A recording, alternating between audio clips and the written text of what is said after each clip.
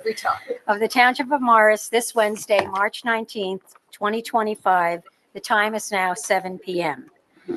This meeting is being held in accordance with the Open Public Meetings Act, and adequate notice of this meeting has been provided as required by law.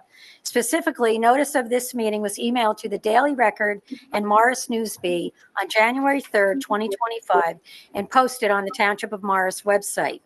The agenda and resolutions for the meeting are available on morristownship.com under Agenda Center. Certain portions of this meeting may be closed to the public for the purpose of personnel and/or other matters as outlined in the Sunshine Law. Notice to members of the governing body and township staff: any use of electronic devices during this meeting shall be used solely for the purposes of township business, and any communications are subject to the Open Public Records Act. Madam Clerk, roll call, please. Mr. Griselle. Here. Mr. Dorfy. Here. Mr. Ravitz. Here. Mr. Janata. Here. Mayor Griglia. Here. If you're able, please rise for the Pledge of Allegiance. I pledge allegiance to the flag of the United States of America and to the republic for which it stands, one nation, under God, indivisible, with liberty and justice for all.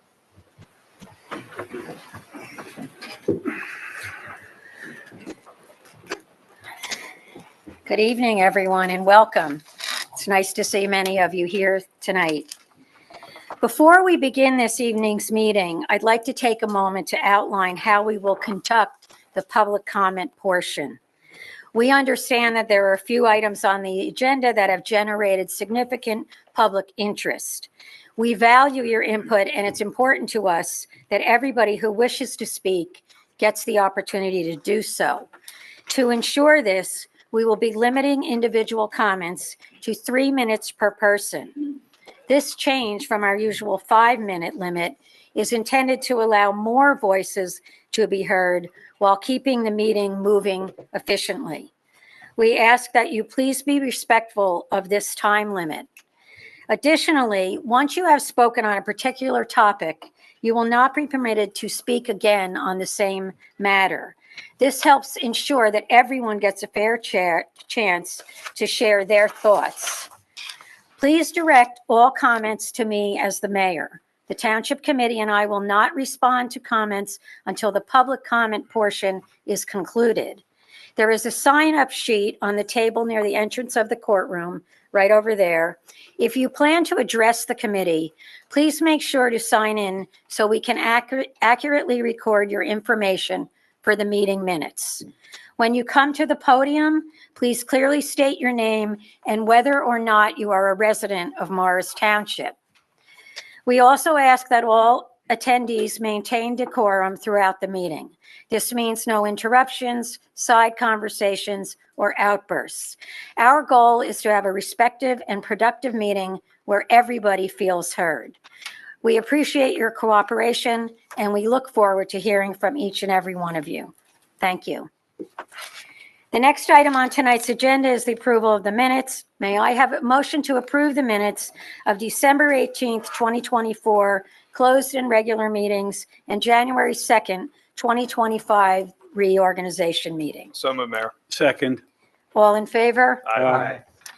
We have one proclamation on our agenda tonight, and although we have a busy agenda, it is Women's History Month, so I'm not going to read the entire proclamation, but I would like to obviously celebrate Women's History Month. Moving forward together, women educating and inspiring generations. I'm actually going to skip down to close to the bottom, and I want to also thank Committeeman Janata, who provided us with some added information on Allison Lowe Turnbull Hopkins. So I'm going to read, whereas New Jersey has a rich history of women advocating for change, including Lucy Stone, a New Jersey suffragist who fought for women's voting rights; Alice Paul, a key leader in the fight for the 19th Amendment and drafter of the Equal Rights Amendment; Dr. Emily Stowe, a pioneering advocate for women's education and the first female physician in Canada; Allison Lowe Turnbull Hopkins, actually a Morris Township resident and leader of the women's suffrage movement; As New Jersey chair of the National Women's Party, she joined the silent sentinels in the White House protests, lobbying President Wilson for the 19th Amendment. Arrested and pardoned after 3 days, she returned to protest with a banner reading, "Mr. President, how long must women wait for liberty?" Her dedication helped lead to the passage of the women's right to vote in 1919. Whereas the Morris Township Committee recognizes the importance of celebrating the achievements of women and supporting ongoing efforts to ensure that education and mentorship remain powerful forces for change and equality. Now therefore, be it resolved that the Morris Township Committee proudly supports the March 2025 celebration of Women's History Month and encourages all residents to honor and participate in this month's observance by engaging in educational activities, mentorship opportunities, and discussions that promote equity, empowerment, and the advancement of women in all areas in life. I also just want to add, please also be aware to celebrate and honor all the women in your lives on a daily basis, not just in the month of March, because they contribute so much. We will now open the first public session for general comments and inquiries. If you wish to speak about a specific ordinance, such as the tree or cannabis ordinance, please wait until we reach the dedicated public commentary period for those items. Please note that there will also be a second public comment session at the end of the agenda. Additionally, each individual may speak only once during each public comment period. For those attending in person, please be sure to write your name on the sign-in sheet located near the table by the entrance. There are currently, did anybody count how many members are here in person? I think the fire. No, in person. You have a count sheet? No. Count. What's that, sir? A count. Do you have a count of the number of people? Approximately 52. There are currently 52 members of the public joining us in person, and there are, hold on one second, 11 attendees on Zoom. We will take the comments from the in-person attendees first, following by those people on Zoom. Please raise your hand on Zoom if you would like to speak. Before speaking, please state your name and indicate whether you are a resident or non-resident for the record. Comments are limited to 3 minutes per speaker. Is there a motion to open the public comment session? So moved. Second. All in favor? Aye. Welcome. Thank you. My name is Paul Stouts. I'm a resident at 29 Oak Lane. This is not so much a comment as a question for some clarification with regard to comments versus questions on ordinances. You mentioned we have an opportunity to comment at a couple points during this meeting, but will we have an opportunity to ask questions of you and the other council members? So when the ordinance is called, whether you're here for the cannabis or the tree ordinance, residents can come up for 3 minutes. We're asking you to state any questions you may have, any comments you may have, and they will all be answered at the end of the public commentary section by the governing body. So is it a combination of questions and Question commentary? and comments, whatever you like to Up to do 3 during those minutes 3 at minutes. the end, after the ordinance is So that- spoken about? So the ordinances will be opened up for public hearing. It's the next thing on our agenda after this. When that ordinance is called, everybody can come up and ask whatever questions you have. We'll be taking notes up here. And then the governing body and myself or Mr. Quinn will address those questions after Each ordinance or after all? each of the ordinances. Very good. Thank you.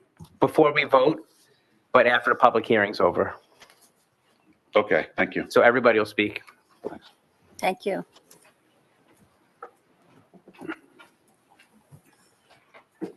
If I understand correctly, we're doing 125 now.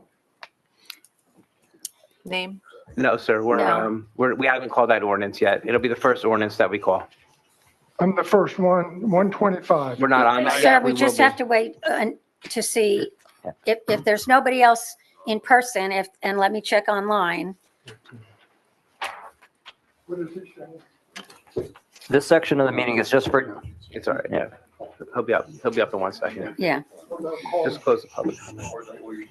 there's nobody online. So close the public comment. Is there a motion to close the public comment? So moved. Second, Mr. McAlpin will have the hearing soon. This is just general public comment.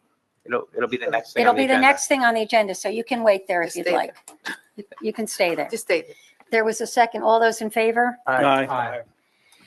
This evening, we have 8 ordinances scheduled for public hearing and adoption. Ordinances 01-25 and 02-25 were carried from our February 19th meeting because they involved amendments to Chapter 57 Land Development, which required planning board review for master plan consistency.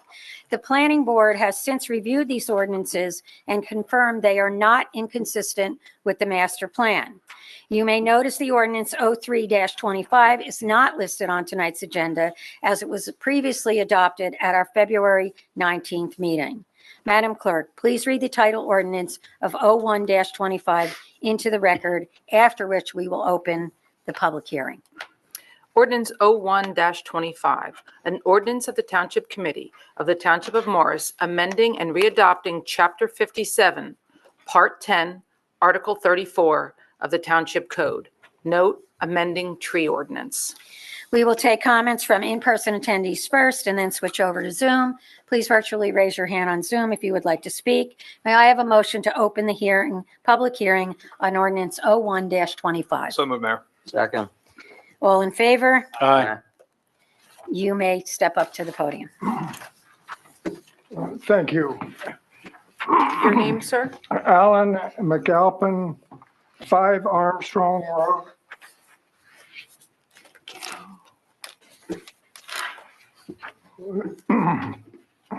I'd like to make a case for professionalism in the matter involving environmental issues, including trees.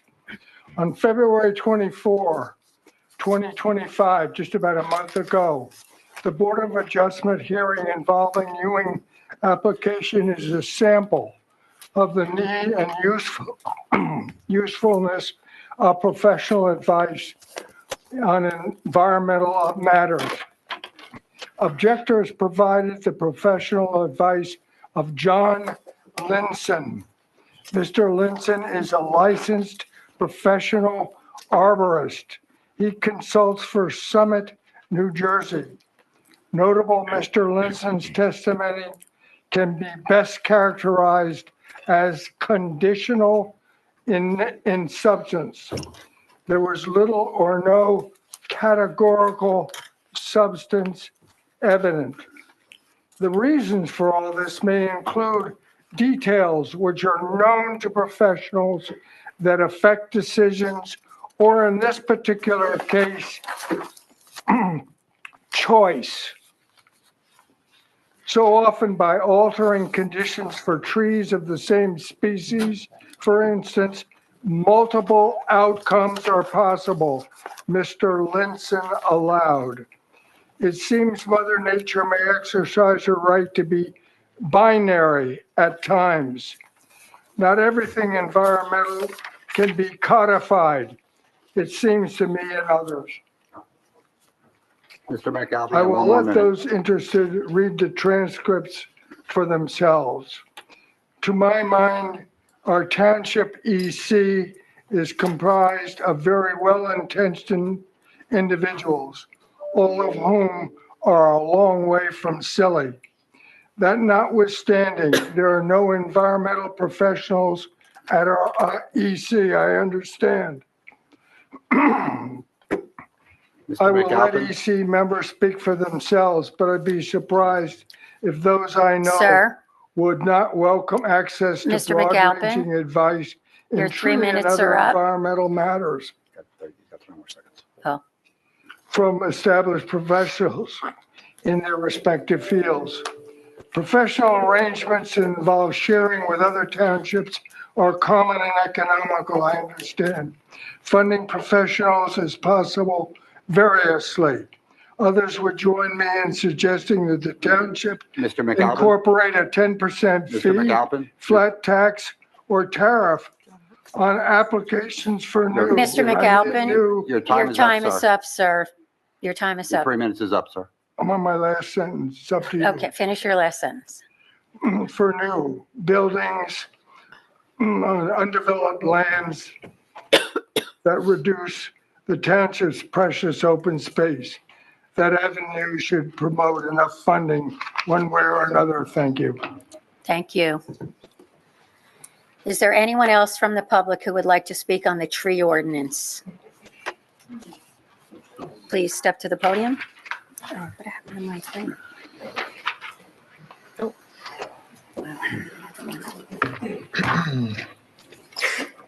Please state your name and if you're a Morris Township resident or not. Robert McCormick. I'm a resident. I live at 36 Center Avenue. So I just wanted to say that I have been writing the township since I moved here 5 years ago about implementing a tree protection ordinance. So I'm happy to see it coming to fruition, even if it only is just due to a state mandate. But I want to voice some of my concerns over this tree ordinance. As a resident of Morris Township for 5 years, I've witnessed a concerning number of tree removals in my neighborhood since I moved here. These removals have created visual, environmental, and energy impacts to the neighborhood and to my home. Trees serve well-documented important functions such as purifying the air, controlling water runoff and soil erosion, providing habitat and food sources for wildlife, shading homes, thereby reducing home cooling costs, and increasing property values, to name just a few. A primary concern of mine is the language within this ordinance that exempts the removal of 8 trees within a 5-year period. I understand Morris Township has a diverse range of lots and many span several acres. The exemption for the removal of 8 trees in a 5-year period might make sense for multi-acre properties. However, my concern is in regard to smaller size lots in the township, such as my own neighborhood. Many of these properties do not even have 8 trees on them, and exempting the removal of 8 trees can have potentially devastating visual and environmental impacts in such neighborhoods that consist of smaller size lots. For example, I have a neighbor who has 4 trees on their property. According to the proposed ordinance, all 4 would be exempt from tree protection permits, and the entire property would be effectively clear cut. Enforcement of tree removals within this 5-year period is a concern of mine as well, as realistically, how would this be enforced? My concern is that this will lead to many tree removals going unchecked. Also, how does the township plan to disseminate this information of their updated tree ordinance to residents? I strongly believe that in order to effectively preserve the township's tree canopy, a more restrictive tree protection ordinance is necessary. For example, the ordinances in place in Madison or Bernardsville, which do not exempt a certain number of tree removals within a specified time period. Even Bernards Township's ordinance passed last year includes an exemption of half the amount of trees removals permitted within a 5-year period, capped at 4 trees. I'm frankly a bit disappointed with the language in this ordinance and would prefer to see more of an effort by the township to preserve our vital tree canopy. Thank you. Thank you for your comments. Is there anyone else in the room who would like to speak on the tree ordinance? If not, Dr. Siebert, are you there? Yes, can you hear me? Yes, we can. All right, yes. Dr. Lynn Siebert, 178 Hillcrest. I am a resident of the township for many years. I have already shared with the township committee a written set of comments since I wasn't sure I would be able to make tonight's meeting. I will be very brief and just comment pertaining to the tree ordinance. There were 2 recommendations I wanted to highlight.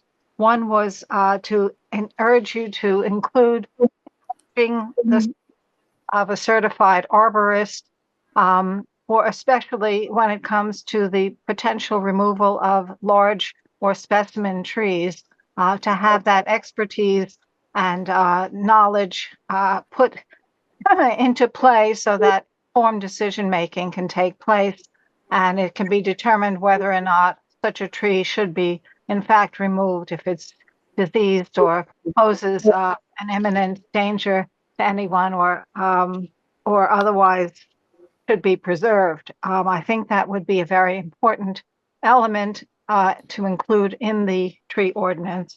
The other point I wanted to make was that for replacement trees, I really think it would be imperative for the township to include language that would require that any replacement trees be native and non-invasive species.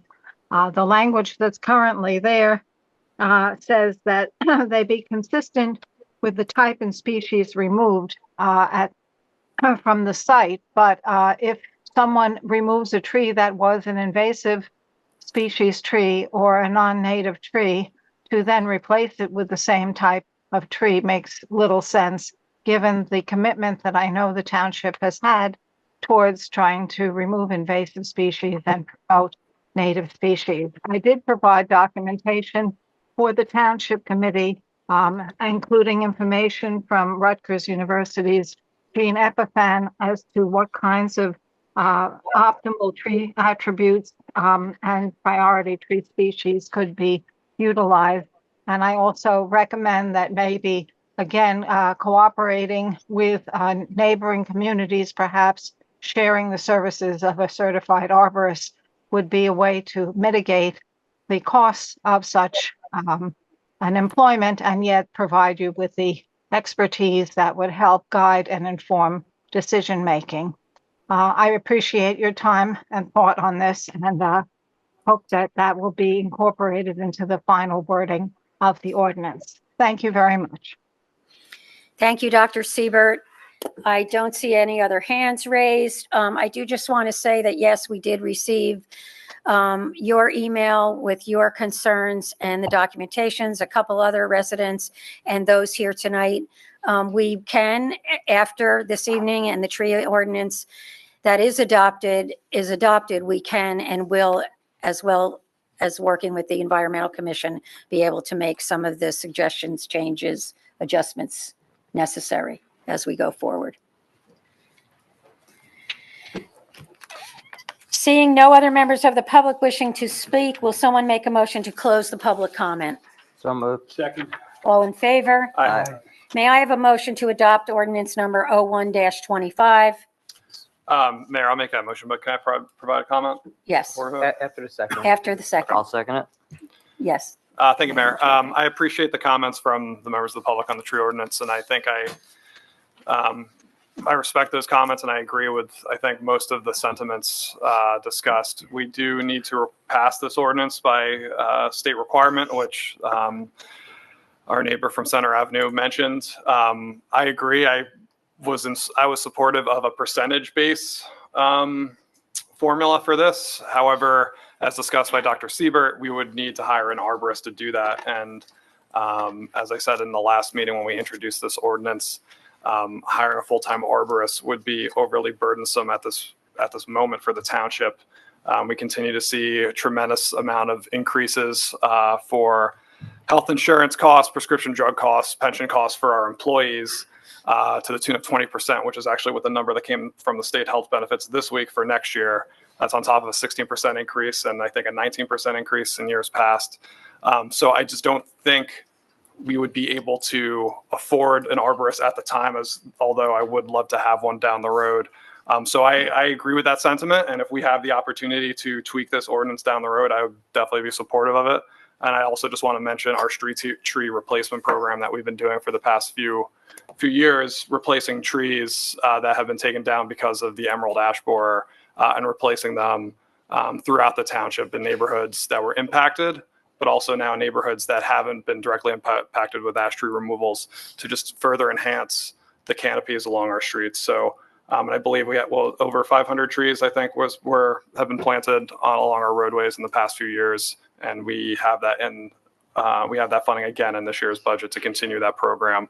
So I agree it's not perfect, and I would definitely be open to adjusting this ordinance down the road when we have some more viable options. Thank you, Mayor.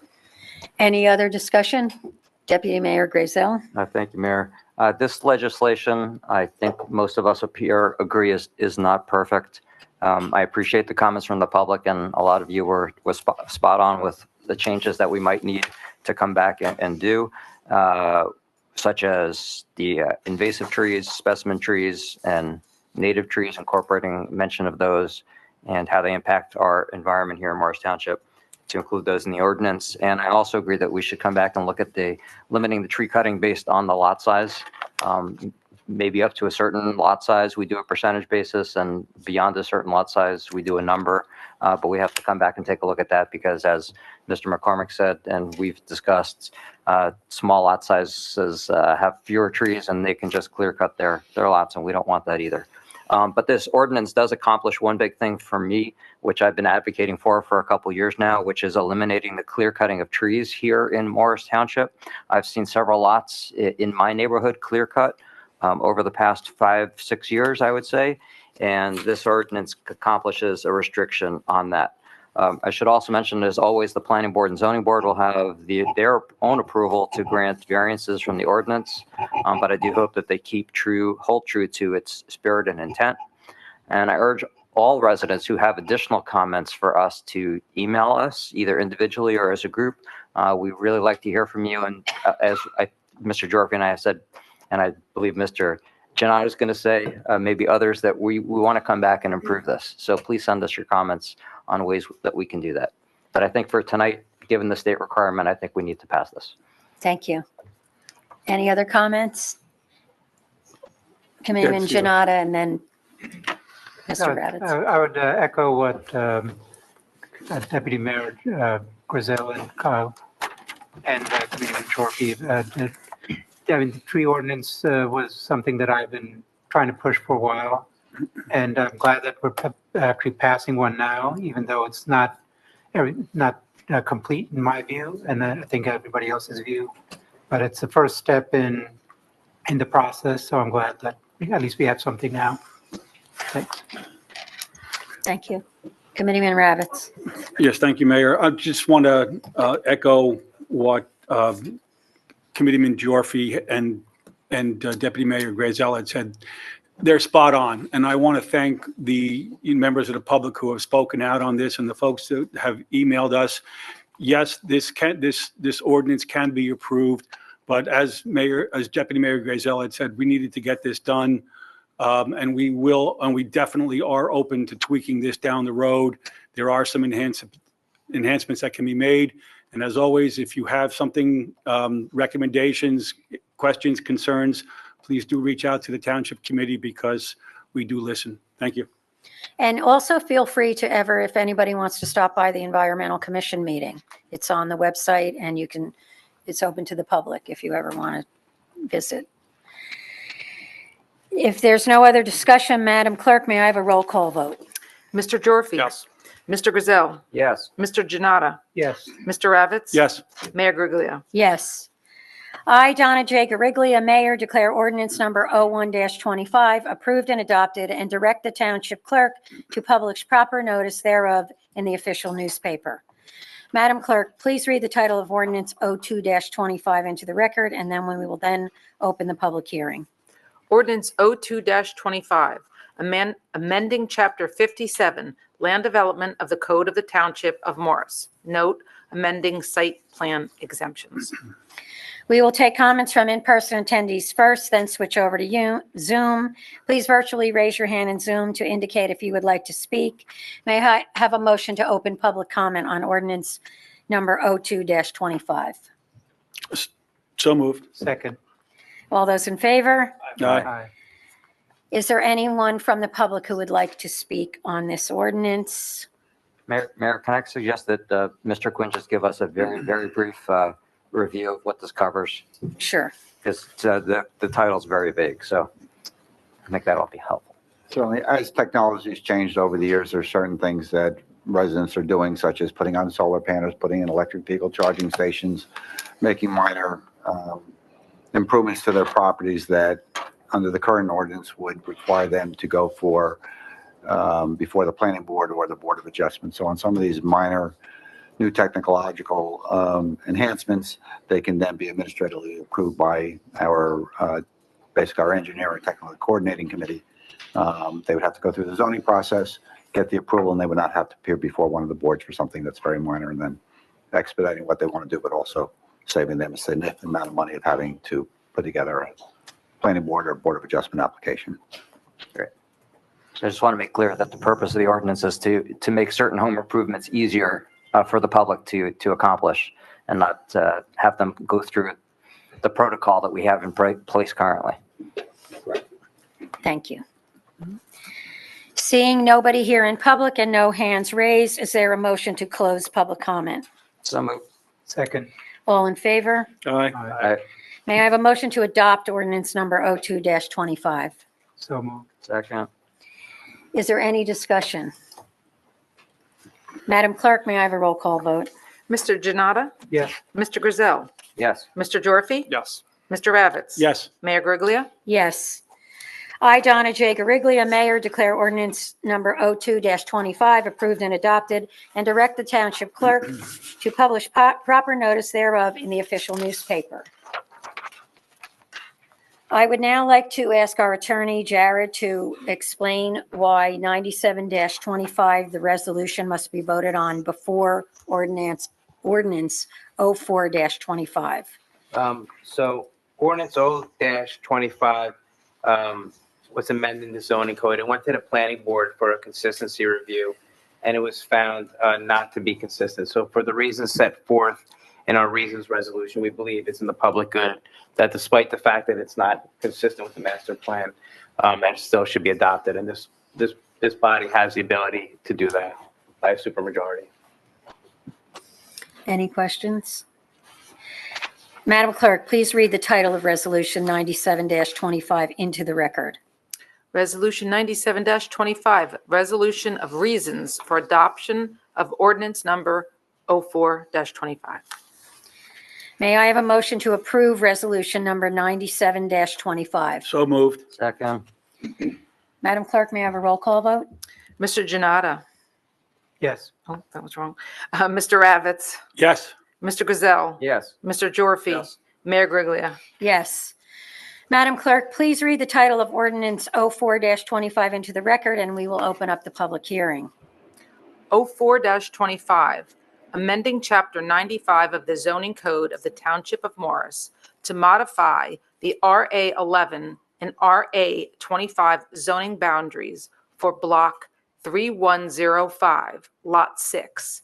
Note, adjusts zoning boundaries to better align with planning and land use goals. We will take comments from in-person attendees first, then we'll switch over to Zoom. Please virtually raise your hand on Zoom to indicate if you would like to speak. May I have a motion to open the public hearing on ordinance number 04-25? So moved. Seconded. All in favor? Aye. Is there anyone from the public or online?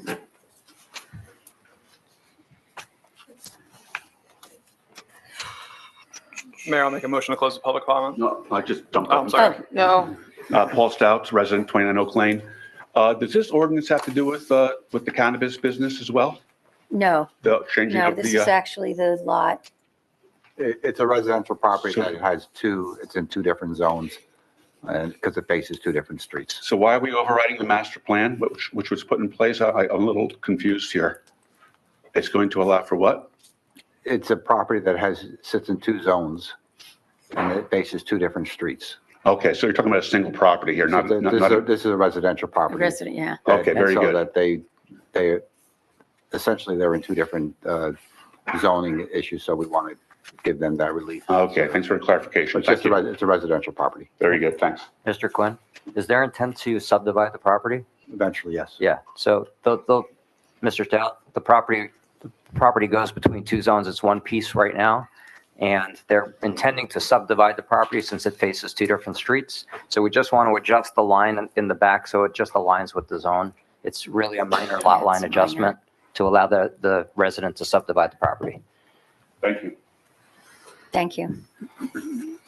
Is there a motion to close public comment? So moved. Second. All in favor? Aye. May I have a motion to adopt ordinance number 04-25? So moved. Second. Any discussion? Madam Clerk, may I have a roll call vote? Mr. Janata? Yes. Mr. Ravitz? Yes. Mr. Griselle? Yes. Mr. Jorfi? Yes. Mayor Griglia? Yes. I, Donna J. Gariglia, Mayor, declare ordinance number 04-25 approved and adopted, and direct the township clerk to publish proper notice thereof in the official newspaper. Madam Clerk, please read the title of ordinance 05-25 into the record, and we will then open the public hearing. Ordinance 05-25, an ordinance of the Township of Morris, County of Morris, State of New Jersey, concerning salaries for non-union personnel. Note, establishes salary range for non-union township employees. Again, we'll take comments from in-person attendees first and then switch over to Zoom. Please virtually raise your hand on Zoom. May I have a motion to open the public hearing on ordinance number 05-25? So moved. Second. All in favor? Aye. Seeing nobody from the public and no hands raised on Zoom, is there a motion to close public comment? So moved. Second. All in favor? Aye. May I have a motion to adopt ordinance number 05-25? So moved. Second. Any discussion? Madam Clerk, may I have a roll call vote? Mr. Dorfey? Yes. Mr. Ravitz? Yes. Mr. Griselle? Yes. Mr. Janata? yes, Mayor Griglia? Yes. I, Donna J. Gariglia, Mayor, declare ordinance number 05-25 approved and adopted, and direct the township clerk to publish proper notice thereof in the official newspaper.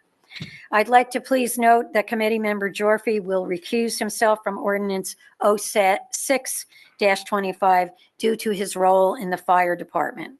Madam Clerk, please read the title of ordinance 06-25 into the record, and we will then open the public hearing. Ordinance 06-25, an ordinance of the Township of Morris, County of Morris, State of New Jersey, concerning salaries for non-union personnel, Fire Department. Note, establishes salary ranges for non-union township employees, specifically for Fire Department. We'll take comments from in-person attendees first, and then from those on Zoom. Please raise your hand on Zoom if you would like to speak. Seeing no one in person and no hands raised on Zoom, is there a motion to close public comment? So moved. Second. All in favor? Aye. May I have a motion to adopt ordinance number 06-25? So moved. second, Any discussion? Madam Clerk, may I have a roll call vote? Mr. Ravitz? Yes. Mr. Janata? yes, Mr. Griselle? Yes. Mayor Griglia? Yes. I, Donna J. Gariglia, Mayor, declare ordinance number 06-25 approved and adopted, and direct the township clerk to publish proper notice thereof in the official newspaper. At this time, I would like to again have our attorney, Mr. Cantor, please speak to ordinances 07-25 and 08-25 as they are companion ordinances, and he'll explain. Thank you, Mayor. So the next ordinances we're going to call are 07-25 and 08-25, and they both deal with cannabis. 07-25 provides the regulations which the municipality will follow, and 08-25 is the zoning for it. So what the governing body has decided to do is we're going to open up the public hearing on 07-25 first. We'll take comments and questions from the public on 07-25. It's not to be a back and forth dialogue though, because we have so many people here, but we will be taking note of questions and we'll answer them. We will then open up the public comment on the public hearing on 08-25 before we vote on 07-25. So all questions and comments can be heard as the two ordinances are so interrelated. Following closing the public hearing on 08-25, the governing body will be responding to those comments and questions from the public, and then we'll vote on 07 and 08 in order. So that'll be the procedure. So first will be 07-25, public hearing, 3 minutes. There'll be no response from the governing body. Then we'll open up for 08-25 again, comments and questions. And following that, there'll be a response from the governing body, from myself, from Mr. Quinn.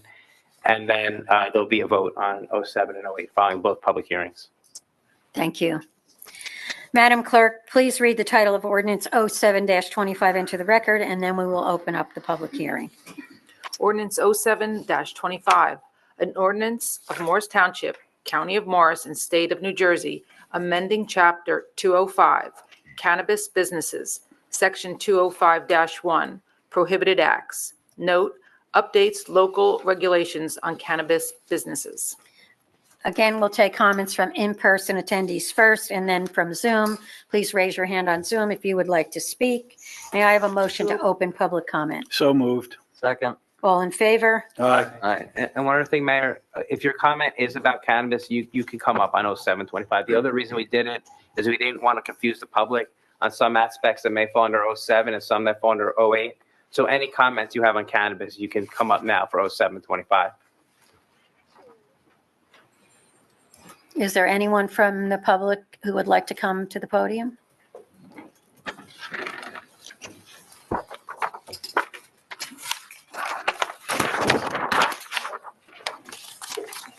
Good evening. I'm Jennifer Fixter, 21 Canfield Road. I'm sorry, your first name again? Jennifer Fixter. So, council members, I sent a letter on February 25th, actually, regarding my concerns for this ordinance 0725 and 0825. So this evening, I'd like to raise some specific points for your consideration in addition to what was documented in that letter. Many of the township council meetings that I have been to have focused on generating revenue, right? That this cannabis ordinance will generate revenue. It does not mean that it will result in a prolonged net income once the expenses are considered. Our township is already in a strong financial position.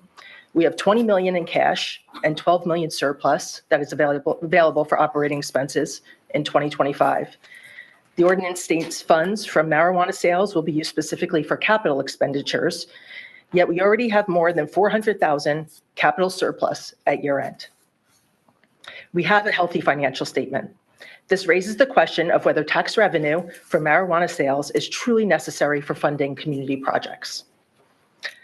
Ordinance 0725 disregards the recommendations made by the Cannabis Advisory Board and does not take into consideration what other municipalities have done. So regarding licensing, the board opposed Class 5 retailer licensing, yet Ordinance 0725 includes it.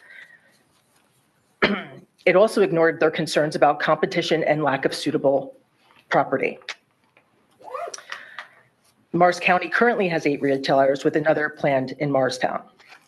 Ordinance 725 allows up to 12 licenses across 6 classes, which seems unnecessary given the committee members verbally assured the community at the February 19th meeting that additional cultivation or distribution zones are unavailable. Concerning the location, Ordinance 725 ignores the board's recommendation for a 500-foot buffer from a sensitive area. This includes schools. Instead, it sets a 250-foot buffer, which may not adequately protect our youth. Our neighboring municipalities have taken much more cautious approaches. Morristown has allowed only 2 licenses within a 1,000-foot school buffer. As recently as yesterday, it was reported that the Safe Leaf Society was founded to improve safety and transparency in New Jersey regulated cannabis products. Their independent testing identified that they have found mold, yeast, and bacteria in these products. And we want to allow cultivation and distribution of these products in our community. And I don't think it's appropriate. I think we need to take into consideration what's been identified and how that's going to be managed and governed going forward before we take any action. So my questions. Thank you. Thank you. Can I had 5 minutes walking in the door and you took 2 away. There'll be another, you'll have another chance. There'll be another public hearing Yeah, on Ordinance you'll 8. be able- Thank you. Thank you. I yield my time to you.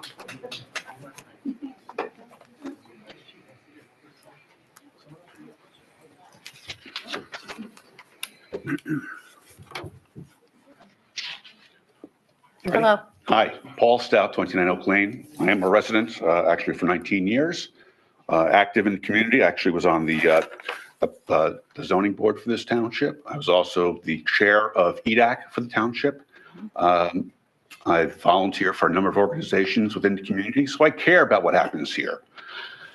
And you know what? I actually prepared some remarks for tonight, but I'm going to actually put those aside and talk about a quick conversation I had with my 12-year-old daughter about this very subject tonight over dinner. And I asked her what she thought about what we're talking about tonight, legalizing cannabis in our town. Her big question was, why? What benefit does it bring to our township, Dad? And frankly, I didn't have an answer for her. And I don't think this council, this committee has an answer either. If you do, I haven't heard it.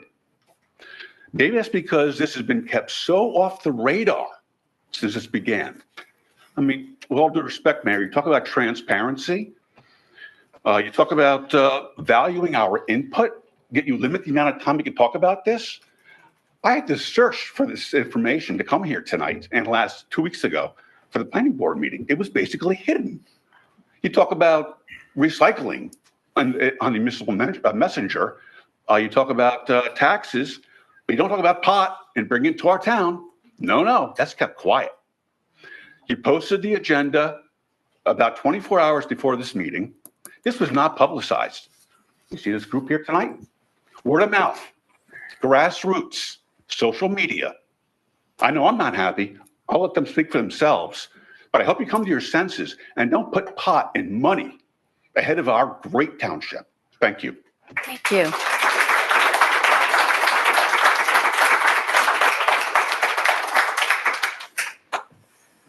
Good evening, Mayor, committee members. David Mincello, 35 Seymour Drive, resident. Lived here quite some time, raised my children here. I want to start, I'm not sure if I'm in the minority this evening, but I want to say that I also want to say that I'm a practitioner of municipal law.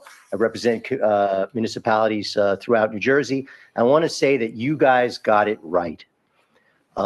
Your committee didn't run towards permitting cannabis. You walked. You walked thoughtfully.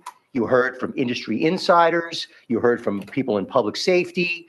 And you made a decision that I think makes sense. I think what you have in front of you this evening is thoughtful. I think it's zoned appropriately. It's not in residential areas. And I'm very proud to stand in support of what is before you this evening. It's as I'm sure, Mr. Quinn will say, this is budget season. It's budget season, and budgets are hard. Budgets are difficult. Every year, everything goes up. Public safety, public works, employee salaries. It's hard to find the revenue to run your municipality. But I want to say that I commend this governing body for looking for novel ways of bringing in revenue to support the township. Because if it doesn't come from new avenues of revenue, it comes from the taxpayers. So I applaud you in your efforts to find new ways to fund the essential services that are required. So as a resident, I just want to thank you for considering this evening, and I hope that you vote yes in favor of cannabis in the thoughtful areas that you have set forth in your ordinance. Thank you very much. Thank you.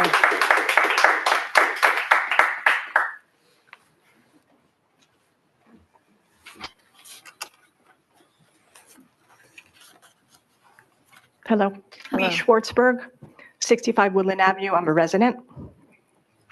Thank you to the governing body for continuing to govern with transparency, care, and consideration for all Morris Township residents. Contrary to what you may have heard, the governing body has been very deliberate in their process of writing and presenting this cannabis ordinance to the public. There have been no secrets kept from residents, as you may have heard from other sources.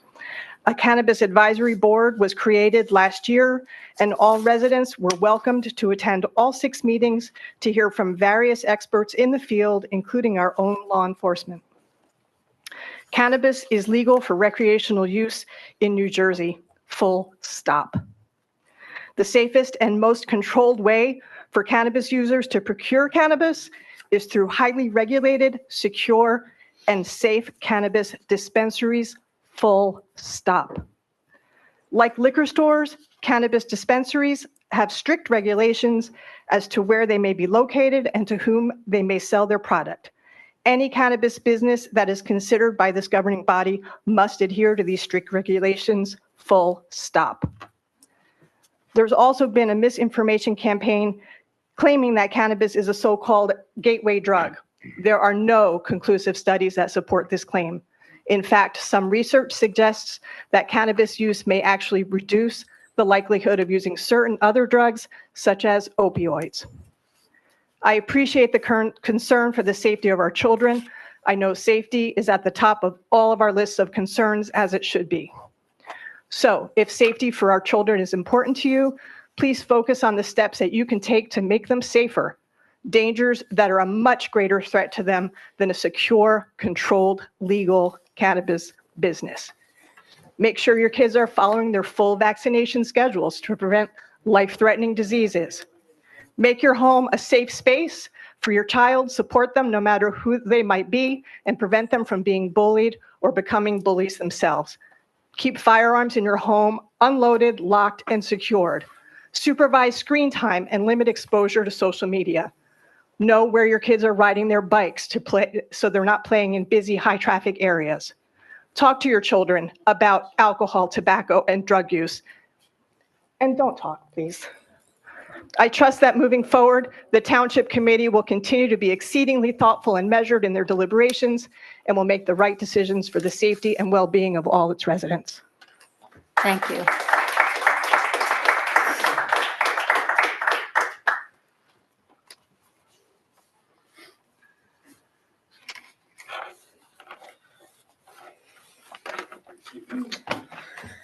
Hello. Hello. Hugh Giordano. Excuse me. I'm not a resident, Blackwood, New Jersey. Mrs. Mayor, my name is Hugh Giordano. I am a union representative for the United Food and Commercial Workers Union, UFCW. We are a national labor union of 1.4 million hardworking families, and we are the official labor union under the guise of the AFL-CIO that represents both medical and adult use cannabis. We currently represent thousands of workers here in New Jersey in both the medical and adult use market. These workers, because they are union, have a fair wage, healthcare benefits, sick time, vacation time, maternity leave, and the path to retirement one day. These jobs are no different than any other trade. Many folks that work in the back of the house and the front of the house have four-year degrees from our universities here in Stockton, Rutgers, and Rowan. It is our belief that if this is passed, it'll attract youth. It'll attract educated youth who will raise their families here. Most of these folks have degrees in botany and other forms of science. The other thing that's important to understand is that the CRC puts strict rules on these facilities, both the cultivation sites and everything in between to retail sites. There are cameras everywhere that go directly to the state police. There is no other business that has that form of direct contact with police besides pushing a panic alarm. Also, New Jersey has very strict rules in regards to security. When you walk into these facilities, you have to show your ID prior to even entering the sales floor or going into a facility that is non-retail, which patients and adult use consumers will not have access to. Your ID is shown twice in the retail facilities, which means that no underage youth can receive cannabis. The other thing to understand is stats have shown that when cannabis is brought into a neighborhood, it brings down opioid use and increases home values. If you have youth coming in that are educated, they can afford to buy a house in this township. It is our belief that this will create good jobs and also create opportunity, specifically for working class people who want to get into the middle class. This will give an opportunity for fair wages and benefits. It'll make sure they have more money in their pocket to spend, and workers will shop, eat, and do everything in between to show economic benefit to this township. It is my belief that under this program that it will create good jobs. The UFCW, the AFL-CIO, and labor in New Jersey supports this ordinance, and I hope that you will pass it to create good jobs. Thank you.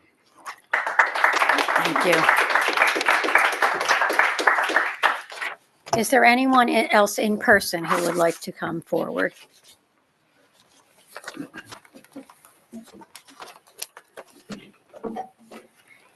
Sir, I think Mrs. Wilson did. Either way, I didn't want her to. I'll be very either brief. way, go ahead. Go ahead. All right. My name's Andrew Gingrich. I'm at 47 Columbia Road. Thank you all for having a meeting tonight to talk about this. My concern is more about, I grew up in Philadelphia. I grew up in West Philadelphia in Germantown. I saw a lot of drug use around me growing up. I watched a lot of my friends go from marijuana to opioids. I watched a lot of friends go to cocaine. I've watched a lot of people go to acid. It started with marijuana. I don't care what they say about studies. Studies can be written any way you want to make it work. I'm more worried about my children growing up in this township. I understand that it's available everywhere. It always has been. But my concern is, what example do we set as adults by making it legal? What do we tell our children? We tell them it's okay. I honestly don't drink much, maybe have a couple of glasses of wine a year. I don't use drugs. And I try to set a good example for my children. And I think that if we legalize stuff and we keep telling them it's okay to smoke marijuana, it's okay. You're telling them it's okay to use drugs. And you can take it any way you want to look at it. I'm not here to get on one side or the other, but I'm more concerned about my children and a child that I have that will not go to the bathroom in the high school because of the smell of marijuana in that bathroom. That's all I have to say. I just wanted to get my piece. Thank you. Thank you.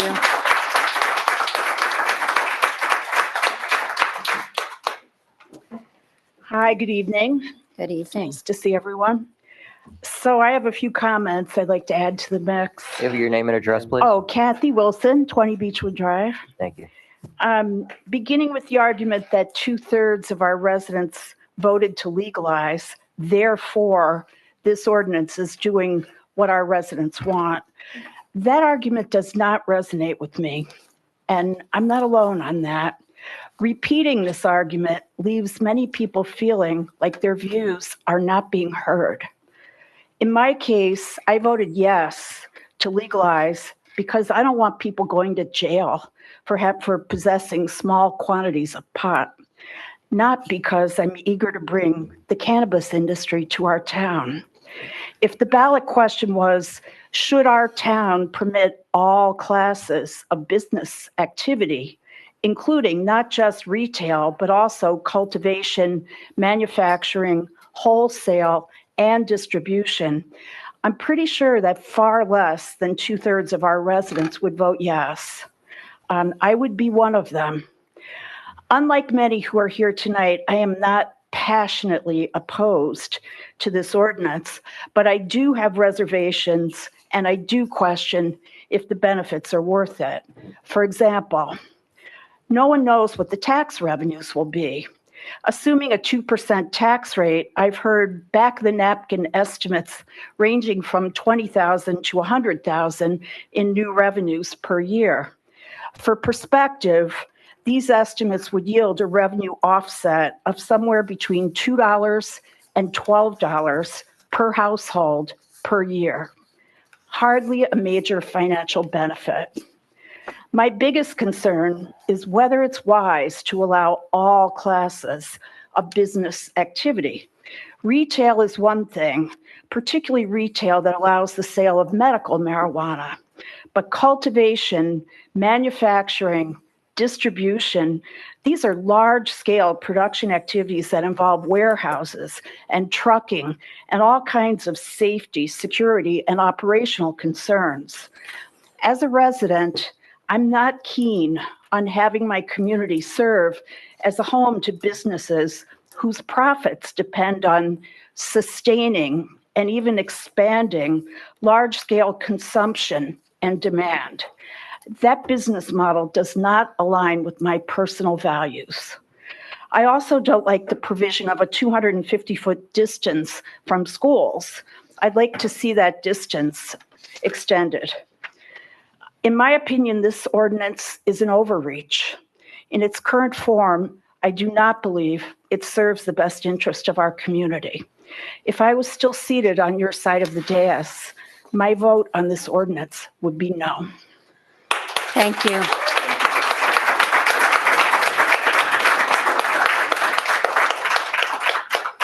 Are there any other persons here that would like to approach the podium?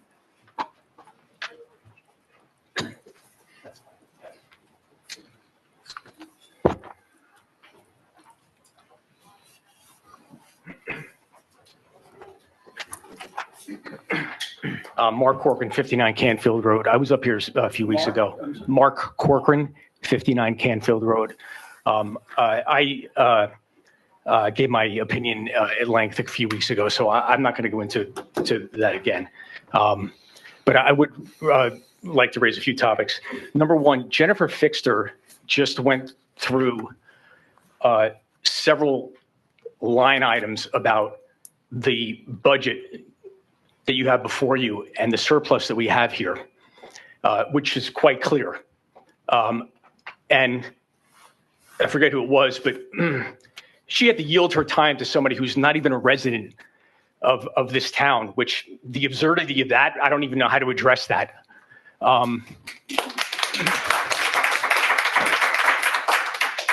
So I'd ask this, if we have budget surplus, what is the value proposition of allowing this in our town? What are we being rewarded with if we don't need the money? Additionally, this has been turned down by Chatham, Madison, and others. What is this committee in possession of, and why do they feel it benefits this town when it was turned flatly down by other towns surrounding us? What do they know that we don't? Or more pointedly, what do you know that they don't? I'll leave that as my final comment, and I'd certainly like to hear an answer on that. Thank you.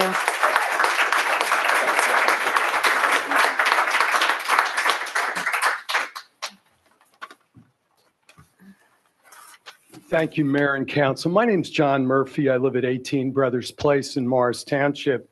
I'd like to think I'm a guy that is aware of what's going on in the community, and I had heard that there was a cannabis advisory committee and that there was some discussion. And I'm a little embarrassed to say, for someone that's been here for so long and someone who 30 years ago sat in your seat, Mayor, that I am reading the ordinance for the first time tonight. I've always prided myself on being a common sense guy. And as I read through it on my iPhone with the real small print and 65-year-old eyes, I had to read it a couple of times to understand fully the scope of all the cannabis operations that could potentially be housed in our town. And, you know, I agree about the kids and the money and so forth, but I feel as if the township people are not fully aware of what the people here, and both sides were well prepared. I have so much respect for Kathy Wilson. I've known her forever. And if I was sitting on the same side of the dais as you are, I would be voting no, largely because of the potential size of a cultivation operation. I had a client up in, I don't know, someplace up in North Jersey, lived near a cultivation operation. And it wasn't the smell or the size of it, it was the noise from, I think, the ventilators. So I think what I'm asking is to not vote on it tonight, to let us act like the Morris County Daily Record and the Newsbee and the Star Ledger acted 30 years ago, where there would have been 5 reporters back there along the back wall with their steno pads.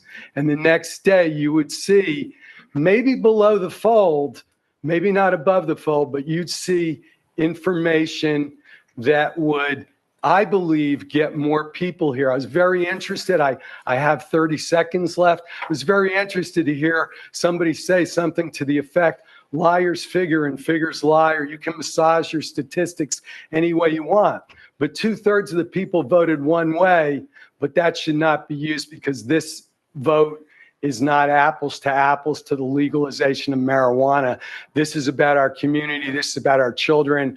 And I'll pay the extra $12 or $24 a year if, in my taxes, if you can respectfully look at this one more time, two more times, or whatever it takes, where this room is made up of one or two people instead of 30 or 40 or 50.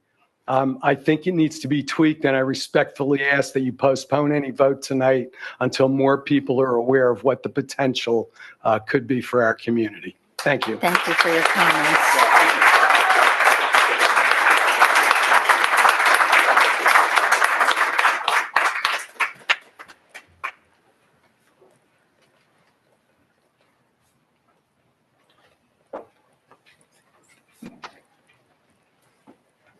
Good evening.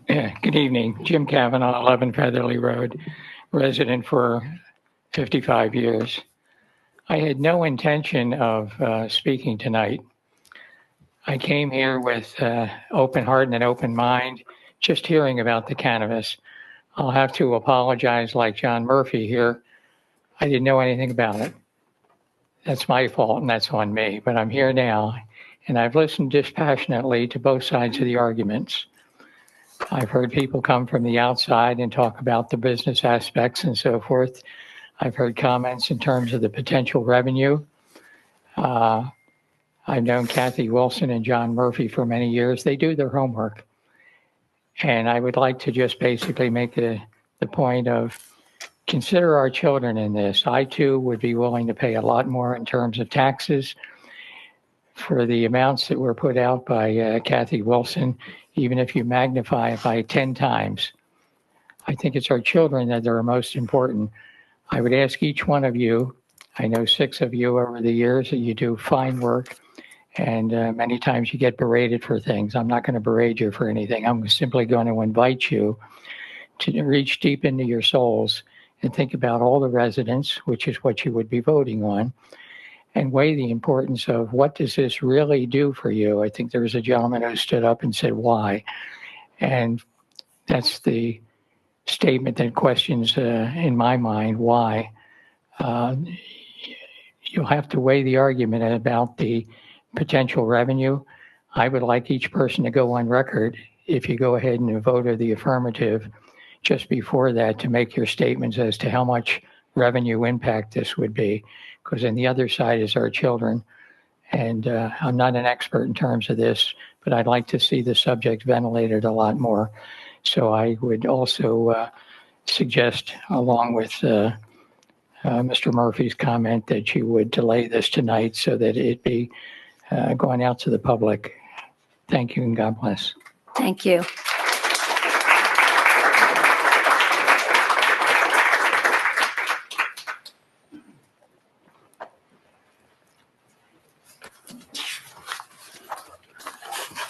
Hi, my name is Rich Freiling. I am not a resident. I am in the cannabis business, and I also have 2 kids. I can tell you that the benefits of cannabis. Sir, can you tell us your address, please? You don't have to be a resident. They don't have to name their You- town? No. No? Okay. Would you like to know my town? No. Please, Mr. Quinn. It's in Basking Ridge, which is a non-opt-in city. With 2 kids, I understand the business of cannabis, and I know that it's not just about tax revenue. It's about careers. It's about jobs. It's about changing the lives of a lot of people because they're involved in a business, which is a real trajectory to a future. In addition, raising 2 kids, I have 2 high schoolers. They're probably the most susceptible when it comes to cannabis. And I can have an open, honest conversation with them because it's an open, honest substance. And that's really important because they can make their own decisions as upcoming adults. So I applaud what this committee is doing tonight and opting in to cannabis for this great city. Thank you. Thank you.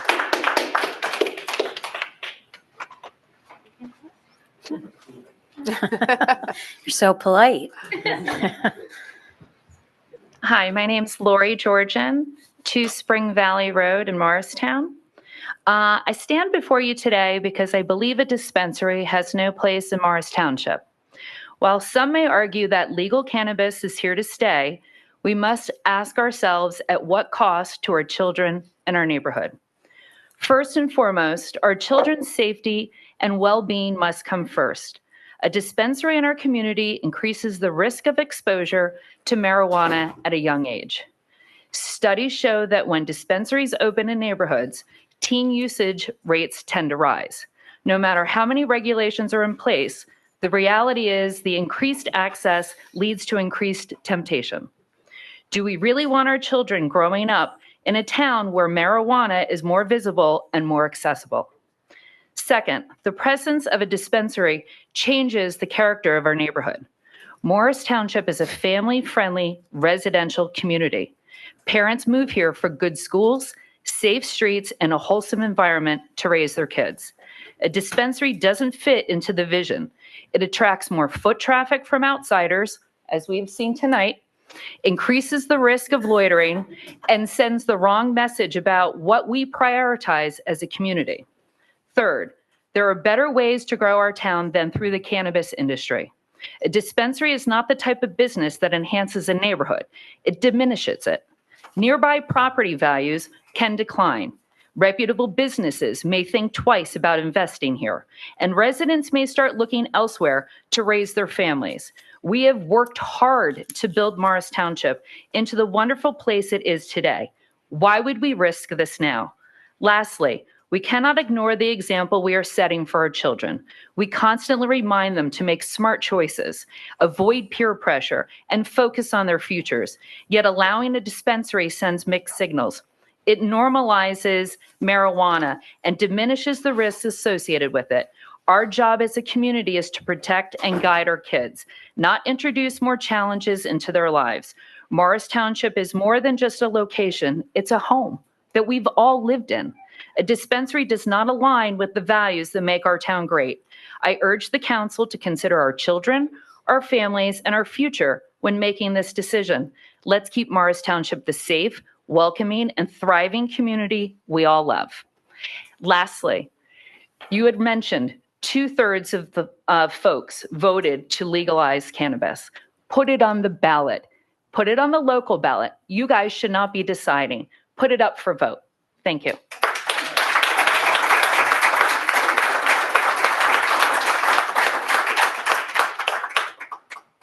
Hello.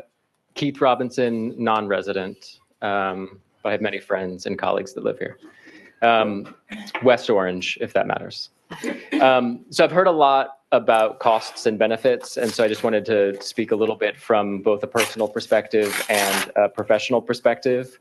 I am an educator in Newark for going on a decade and a half, so I've seen the side of the vilification of marijuana, and I've seen the side of not having regulation, and I've seen students who become ill, students who are affected by taking part in something and not realizing what they were actually taking part in.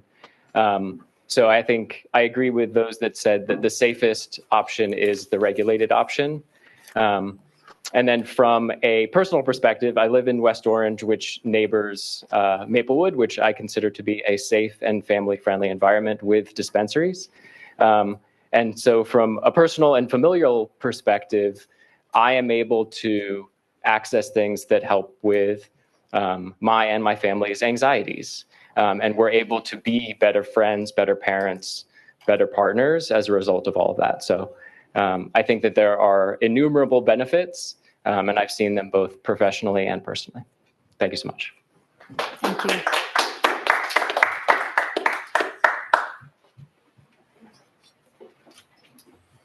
Hello. Hi, Barbara Franklin. I'm a resident, 71 Redner Road.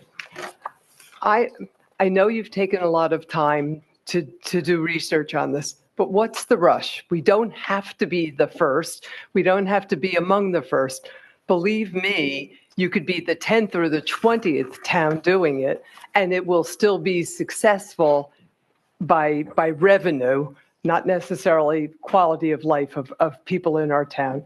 Totally agree in terms of the children, making it more accessible. They'll find an 18-year-old or a 21-year-old who can buy it for them. This is not a good idea. I agree with Kathy Wilson and this thought of when the question was asked, we agree. It should be legal. It should not be something that people are incarcerated for, but it shouldn't be sold in our town. The people who might need it for medical reasons, make it available in the pharmacies where it's regulated, it's protected, but not in a store in our town. Thank you. Thank you.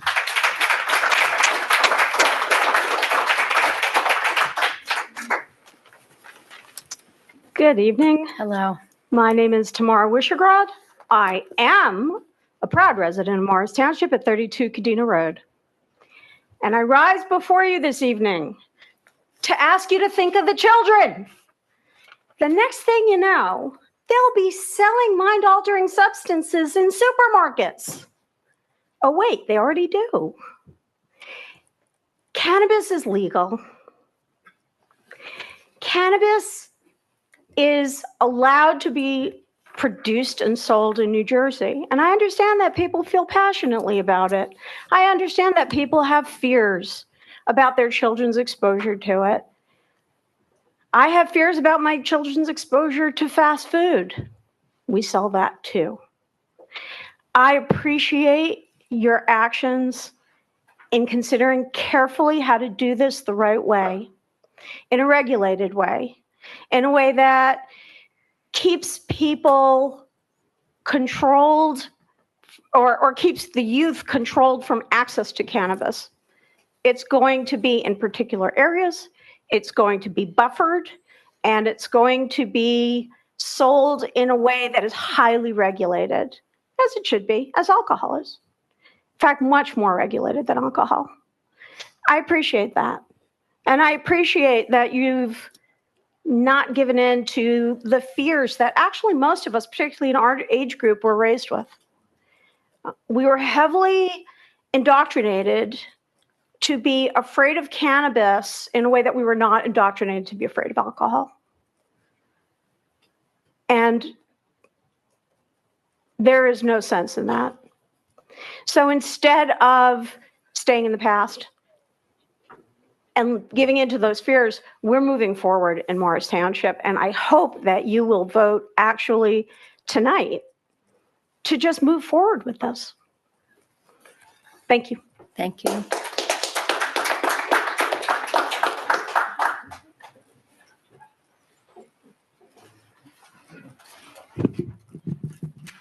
Mitch Stanko, 17 Bell Drive, looking for some clarification. I'm not sure if our police and fire personnel are permitted to use cannabis when off duty. And if this ordinance passes and they are prohibited from using cannabis when off duty, will that change that and therefore allow police and our fire personnel to indulge in cannabis when off duty? I'd just like to have an answer to that. Thank you.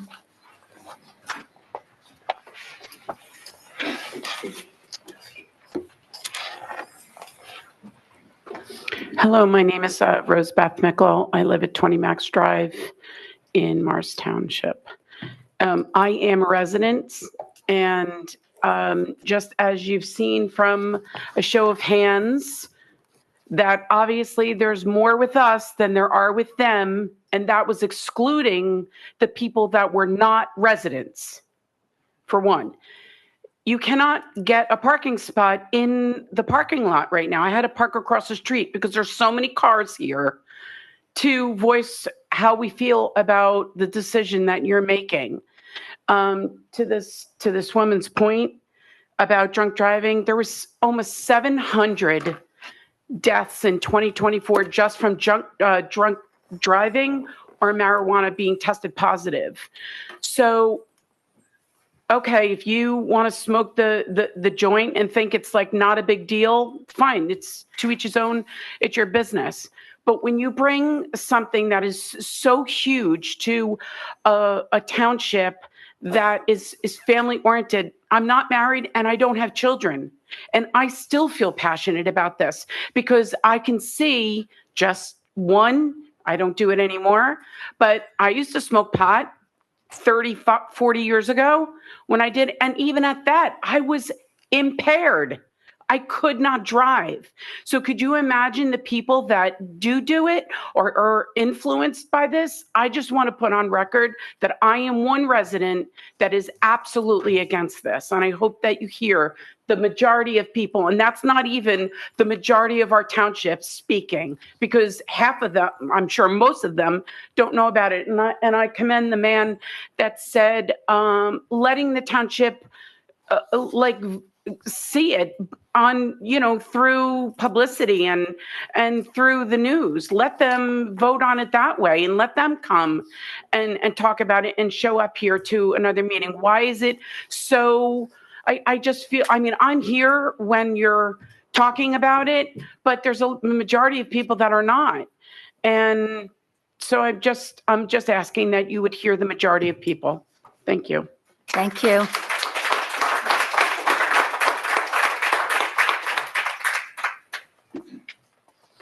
Good evening, Patrick Dugan, non-resident, former resident though. I grew up here. I was born in Morristown Memorial Hospital, and I've lived through this, recent adoption of cannabis in the state of New Jersey. The people of the state of New Jersey have spoken. Your constituents have voted, and we are free Americans who believe that regulated cannabis is responsible. Does he state where he lives? I live in Jersey City, New Jersey presently, but I was born in this town. I lived in this town for a long, long time. I lived in Morristown. We moved around a little bit as well, and New Bern. Sir, you're out of order. Please Sir, let him speak. Anyone's allowed to I speak. find that it's irrelevant where I currently reside. I'm in this town frequently. I have family that still live here. And I want to speak in support of what you have, which is a very robust piece of legislation that takes into account a lot of the concerns that were mentioned here this evening. Including but not limited to the location, driving, foot traffic. You have a very limited zoning ordinance here, which only allows cannabis businesses to operate in very, very select areas. I operate a commercial real estate brokerage and business in the state of New Jersey and New York. I can assure you that property values do not reduce as a result of the adoption of legalized cannabis. I could also like to highlight that nobody ever came home high and beat their kids, but there's bars in this town. There's liquor licenses and liquor stores. And to this day, plenty of people come home and beat their kids drunk. I believe that, yes, we should take into consideration the children of this community. I think it's very important that we're educated on this topic. They're not allowed in the front door. And the only very limited zonings that allow cannabis in this township, or the proposed legislation before you today, limit the locations in such a way that it prevents the visibility of these businesses. I mean, if you look at the very, very, very small amount of approved zonings, you have a very robust protection and safety net for the children in the community, whether it be adjacency to schools or the additional foot traffic in a downtown area. Not to mention, you have a dispensary coming to Morristown through, this is a donut. This town is a circle. We all know that. You have to drive through it to go to that dispensary. If you want an arborist from your prior bill, tax cannabis and create local jobs, as our union representative indicated, to improve the community. And again, you can work with the public, but there's such thing as tyranny of the minority. There are a lot of loud voices, and I appreciate their concerns as residents here, but the people have spoken. It's time. We're not living in 1975. Reefer Madness was a propaganda film.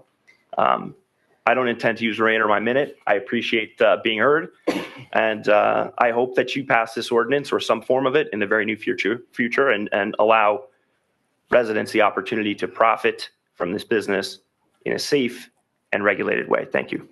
Thank you.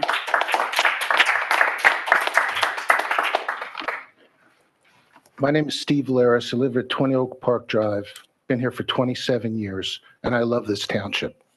And I love what happened here today, because this is really democracy, even though you limited democracy to 3 minutes when everybody came in this store, thought they had 5, and that's wrong. To be quite honest with you, the two people that made the most sense are the two people who sat at the dais years and years ago. Former committeemen just said, let's reconsider. Let's give this thing more time. besides the people from the industry, there are only 2 people that live in this township that came out for this regulation. Just 2. Are there 20 people that have spoken against it? It's time that the township is a little bit more informed about this to make a little bit of a better decision. The reality is there's going to be 2 cannabis dispensaries in Morristown. If the people from Jersey City want to get up and get high, they can go to Morristown. They don't have to come to Morris Township. And the last thing is, we're talking about putting a controlled substance here. Is the chief of police here? You have 1, 2, 3 officers here. Is the chief here to answer questions? He provided testimony already. Okay. I think that the township should have the chief of police at these meetings, maybe once a quarter, just to answer questions from the residents. But the bottom line is, this is a great town. I appreciate all you guys have done here. George Washington fought for this country, not maybe 3 miles from where we are right now. And what happened tonight is democracy. And we need a little bit more time to really think about this and really talk about this.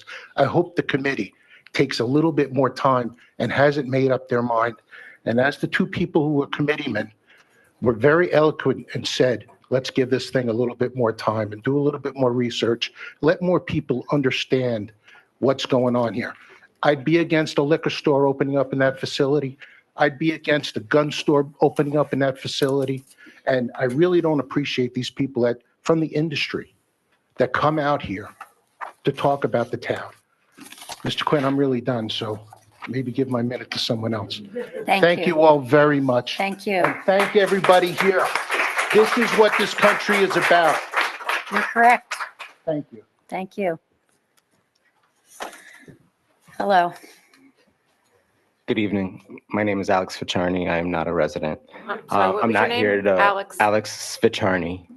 I'm not here to offer a pro or against perspective, but I do just want to acknowledge a couple of things that was said by the community, right? And I think the biggest thing to note, and what myself, I failed to mention, I'm a dispensary owner that's opening up in Morris County, up in Victory Gardens.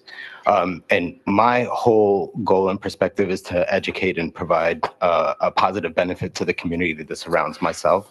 And I feel that a lot of owners of retail spaces that are trying to open in various counties are attempting to do the same. Our industry is under very rigorous standards and laws and guidelines. Part of those guidelines that we need to submit as a final review process to the state is how we plan to educate the community, how we plan to service the community, how we plan to give back to the community.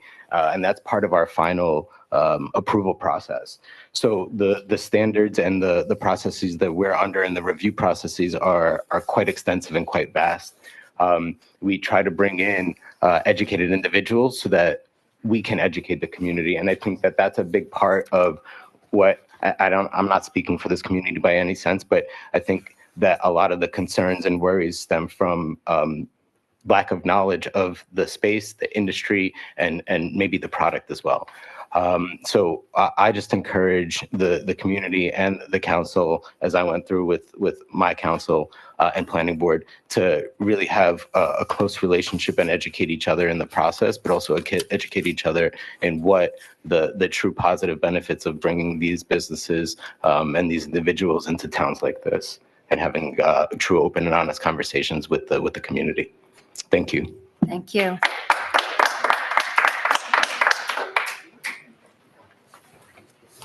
Hi. Hello. Jocelyn Grizzetti. I am a Morris Township resident. So I just really have a question, because I was one that did attend the Cannabis Advisory Board meetings.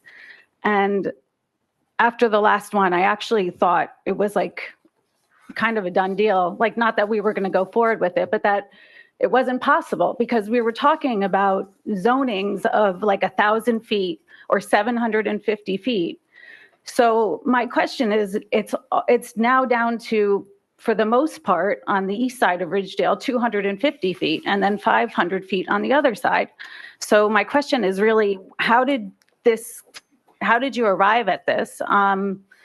Because it seems to me like we're just moving the goalposts and changing the rules to fit a decision has already been made. And we're just going through the motions to make it look like we're doing our due diligence to appease the populace. But I'm very frustrated, as you may be able to tell, but like, I just want a rationale or a reason as to why it dropped down to 250 feet.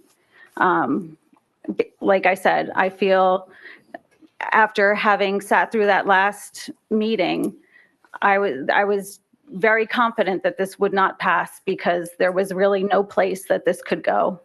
And again, the goalposts, the rules have been changed to fit an ulterior motive, and it's just really disappointing in our elected officials. So when you get to, maybe you'll get to my question and you can answer me. Thank you. You're welcome.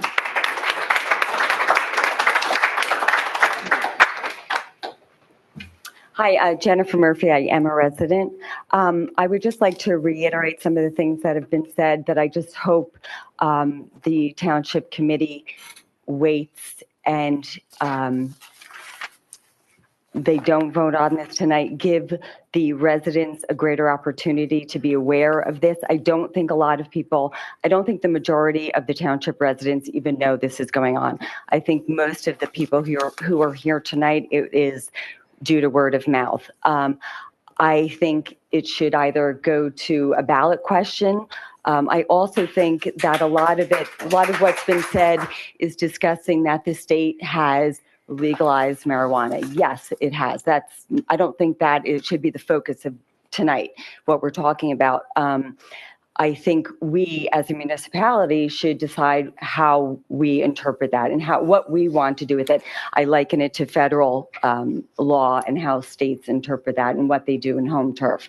So that being said, I would strongly urge you to either vote no, or at least give more time and let more residents have their input, because I do believe that the majority of the Township residents would not support this, and to such a large scale that we're talking about. It's not just the dispensaries, it's the cultivation. It is a large scale. So thank you all. Thank you.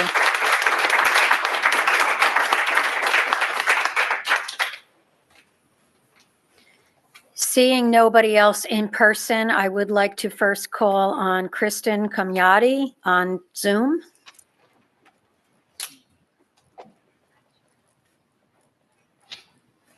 Hi, Kristen. I think you're still on mute. Okay, can you hear me now? Yes, yes. Okay. Hi, good evening, Kristen Kamyati, 7 Bradley Road. First of all, I want to thank Mr. Grazel for his informative emails that I got the word out about everything happening in our town. I appreciate it. As a resident here for 17 years, I also have 2 kids in the district. I fully support this ordinance, and I fully support safe and legal cannabis in our town. Not regulated cannabis is already here. Go to your local gas station. Synthetic THC being sold right now at the counters. My 11-year-old buys his M&Ms every other day. So if you're opposing this, you're essentially supporting black market cannabis, which is completely illogical. And if we're going to discuss a gateway drug, I would take a good hard look at alcohol. If we're making that argument, which everyone seems to ignore and is far more dangerous and more readily available to our children.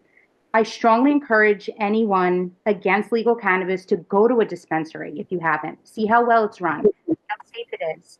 Talk to those in the business, and you will certainly learn a lot. And please stop the fear mongering before you do any of that.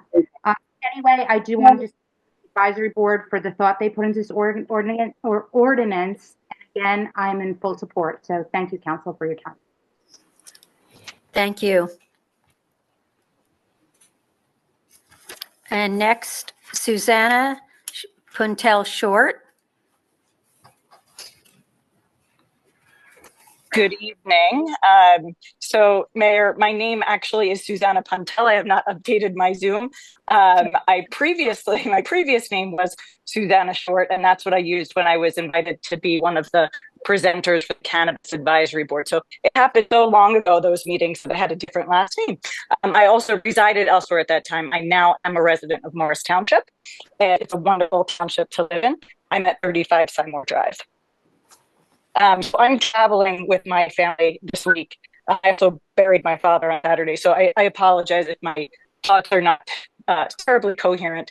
But I've been involved in the cannabis industry and in cannabis policy advancement since late 2017. Susanna, you're kind of going in and out a little, so can maybe one speak a little slower? I think we just lost her. Yeah. Yeah. Well, yeah.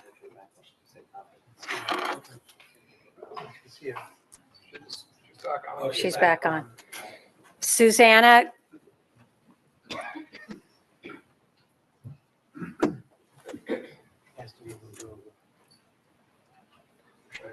There we go.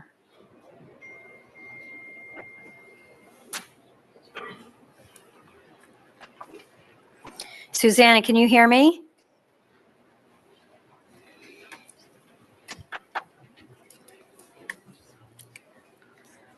Susanna, we can't hear you, so I'll give you 30 more seconds. If we can't connect, we do have another opportunity for public comments. Okay, can you hear me now? I'm so sorry. No, that's okay. And just, it maybe speak, it's a little in and out, but we can hear you, but speak a little slower. All right. Yeah, I will. I'm so sorry. So I don't know if you caught that my name has changed. So now I've used up 3 minutes just telling you my name and address, but I am a resident of Morris Township. I was not at the time that I was a Cannabis Advisory Board presenter on the issue. And my name now is Susanna Puntel. So thank you for your patience. I am out of the country. And I have been involved in the cannabis industry since late 2017. And I've co-founded and led 2 cannabis trade associations in the state. So I'm very familiar with the rules and regulations, as well as the approaches taken by dozens of New Jersey municipalities. I'll also say that I currently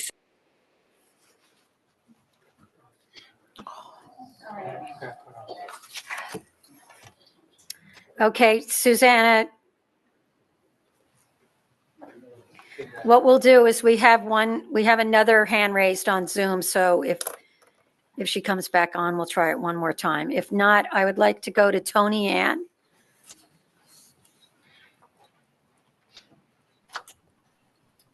Hello. Hi, can you hear me? Yes. Hi, my name is Tony Ann Andrusano. I'm at 2 Squirrel Run, and I just want to go on record that I oppose this cannabis in our beautiful town. Like everyone gave unbelievable, well thought out reasons behind why they oppose it, and it pretty much summarized what my family and I feel. So I really can't even elaborate because everyone did such a great job of explaining why they oppose. And I would beg you to reconsider and to really think about this and get this more out to the residents of this town, because just doing a walk through my neighborhood, no one knew about this. So I would really request that you take some time and get this more advertised that this is going on. Thank you for your time. Thank you. The next, Erica Schneider Downs.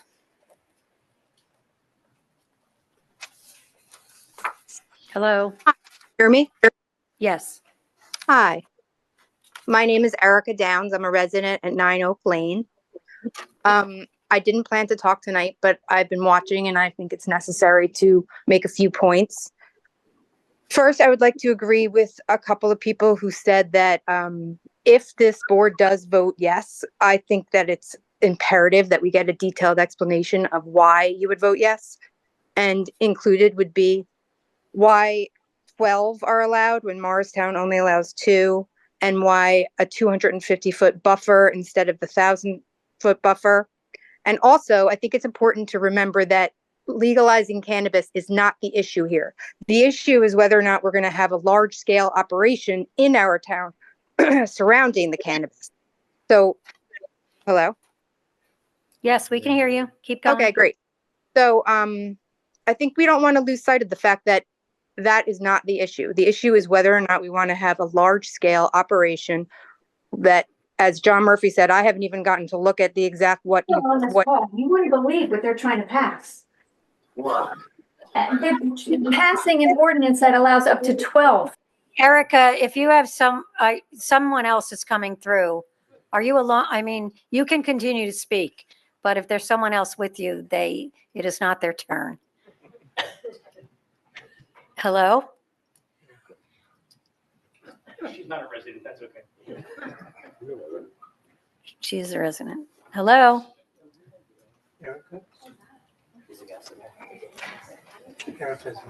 Erica, you're muted. You were muted. But again, you can speak. There was someone else coming through as well, but yeah, I don't know. Go ahead. Okay, I just wanted to say that the issue here is not legalization of cannabis. I think that's an important point that was made by Murphy as well. Like, we all agree that cannabis is legalized in New Jersey through the ballot. And this issue today is whether or not we want this large scale operation surrounding cannabis in our town. And I want to say it's okay to say no. Madison said no, Chatham said no. Like, we deserve as residents of our town to have the opportunity to say yes or no. And I don't think, all due respect, that the board of 5 to 10 people should decide that for us. And we all also agree that it should go on a ballot. And I also want to say that no one is saying alcohol is good for us. That's another thing. We're muddling the waters here. Alcohol, that's not the issue either. There's, that's not the issue. The issue is whether we want to have this large scale operation surrounding cannabis in our town. And I think we all deserve the opportunity to learn way more about it and exactly what it entails, because it is a new industry. And we don't know if we want to have it. So I think we all need to educate ourselves a lot more, because I don't even know the first thing about the extent of what's going to go on Ridgedale Ave, but that's less than a mile from my house. So I want us all to do the best for our town, which would be to get educated and to narrow down the issues. We don't need other people coming to our town talking about issues that are not relevant. The issue is whether we, the residents of this town, want to have this cannabis operation in our town. It's great. Maybe cannabis is a wonderful industry and can employ a lot of people, but we need to decide. So I think that we should definitely push it down the road. The vote. Is my time up yet? You got 15 seconds. Yes, you have 15 seconds. Thank you for having me. And I look forward to the next time, because I'm almost certain you guys are going to do the right thing and give us some more time to think about this. Thank you. Thank you. The only other hand still, is Susanna Short. Susanna, we'll try this one more time. So if we can hear you, but after that, we will have to close the public comment. So are you there? I am here. Okay. Can you hear me? Yes. Okay. Will quickly say that I am in support of this in case I get cut off again. And I will say that my professional work, I've seen dozens of municipalities go through this process. I'm sorry, actually closer to hundreds of them here in New Jersey. And those were commenting that this has just been pushed through. It really does not hold up with what I've seen happen in Morris Township. So the towns that want to just get an ordinance like this through, they don't hold a series of meetings. They don't invite professionals on all sides of the issue. They don't take months to deliberate thoughtfully. And Morris Township has done all of those things. And those who are seeking to be educated on the issue, I would encourage you to listen to the recordings of those. Okay. If you can hear me, appreciate the comments. But again, it either dropped or you have cut out. So there are no other hands raised on Zoom, and there is nobody else here in the public. Is there a motion to close public comment? So moved. Is there a second? Madam Clerk, please read the title of ordinance 08-25 into the record, and we will then open the public hearing. Ordinance 0825, amending Chapter 95 of the zoning code of the Township of Morris. Note, modifies the Township zoning code to include a cannabis business overlay zone. Again, we will take comments from in-person first, and then we'll switch over to Zoom. Please raise your hand on Zoom to indicate if you would like to speak. May I have a motion to open public comment on ordinance 08-25? So moved. Second. All in favor? Aye. Mayor, just for clarification, the public can speak on cannabis again for 3 minutes. Whoever, Correct. If you already spoke on the last ordinance, you can come back off and speak for another 3 minutes. Correct. A total of 6 minutes. Mayor, can I ask that the zoning map be shared on the screen so folks here in the room can see the zoning map as well as folks at home? Yes. Greg, can you put the maps up, please?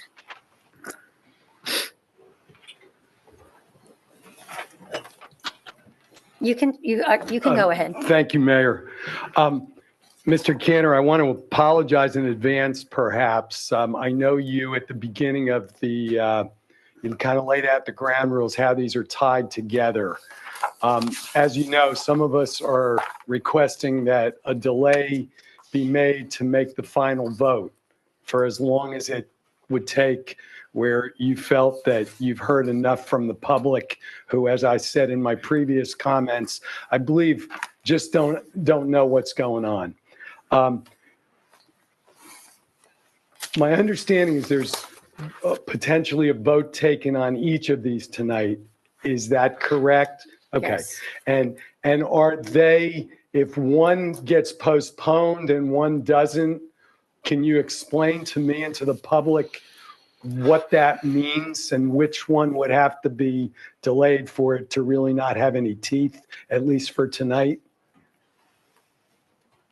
Do you want to? Yeah, I'm sorry. At the end, we'll answer that question. That's yeah. That's a question. Yep. Thank you so much. You're welcome. We can do better than that.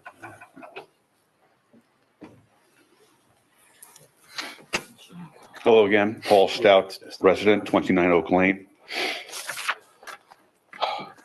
I'm not sure where to begin right now. I'm just, a couple of things. I'll think out loud here. I'm just curious how very few residents were aware of this meeting, including myself, until the last minute. Yet we have people from Jersey City here. How could that be? How do they even know? And the residents of our township don't know about this. What's broken in our system here? So I'll ask that the Township Council Committee takes a look into our communication platform and figure out how that could be. And also, how can it be that people from out of town, even some people who are in the industry of growing pot and selling pot, have an opportunity to speak 3 minutes, just like a resident, a tax-paying resident, to speak 3 minutes? And how could that happen? Liberty. Again, people talk about the fact that the voters have spoken, and maybe that's true statewide. However, I'd be curious to know if a vote was taken in Morris Township only on this subject, how would that look?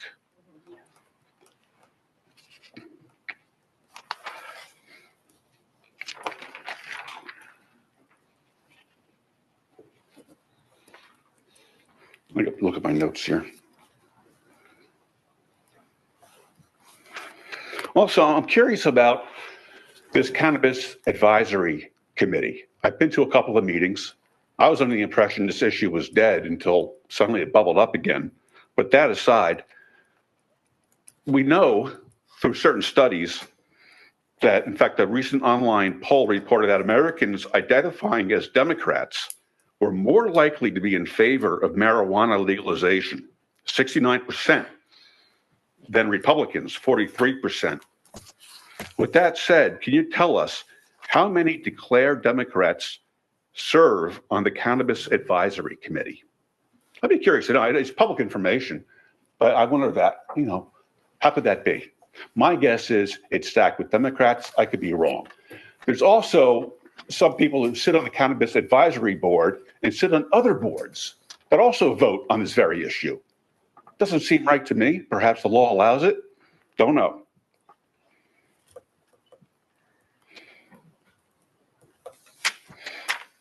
That's all I have to say. I appreciate your service, but I do hope that you will vote no on both of these ordinances tonight. Thank you. Thank you.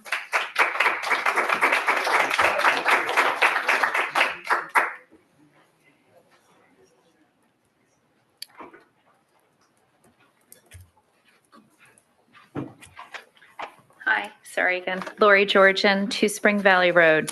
So I have 5 questions, and I think you guys said you're going to answer them at the end. Is that correct? Okay.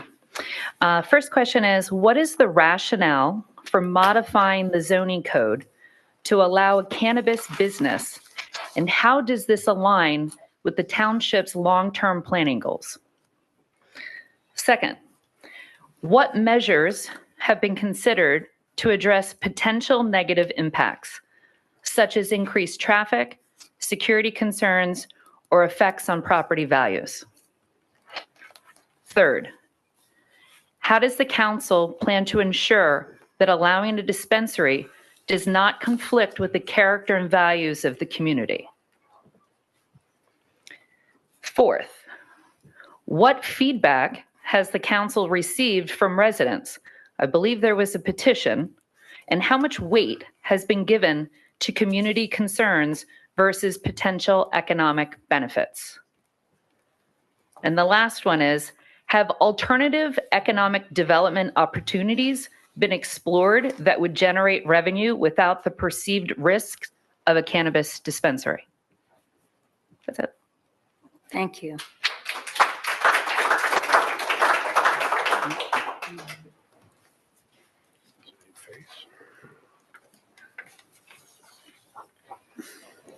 Hi, Patty Esposito, 11 Brandywine Terrace. I'm a little confused on how this is going because we have 2 ordinances out here. One is for the cannabis and the other one is for the ordinance for the cannabis. It's for the zoning of the cannabis. So we public comment on one, you don't vote. Now we public comment on the other and you vote for both. We explained that at the beginning, that we were going to Well, take. I thought you were voting in between. You're not? No. Okay. So I'm in favor of tabling any vote because we don't even really understand what's happening here. I mean, I went to the planning board meeting 2 weeks ago and learned a little bit more about what's going on. And now I'm here because you told us to come to this meeting and I'm learning a little bit more, but everyone that I've spoken to in the town doesn't really understand what's happening. So I hope that you can table your vote today on both. But I would like to comment, I waited my comments for the zoning because if I understand it correctly, the zoning is that you are going to move it to 250 feet from, you can't talk to us, but I'm asking the question if it's 250 feet from the cannabis dispensary that would be near a sensitive zone, you're calling it. I call anything sensitive, we're out, there's young children, parks, schools. If I heard correctly earlier, Morristown has a dispensary that has a zoning of 1,000 feet. So if theirs is 1,000 feet, I'm definitely opposed to anything that's 250 feet in our township.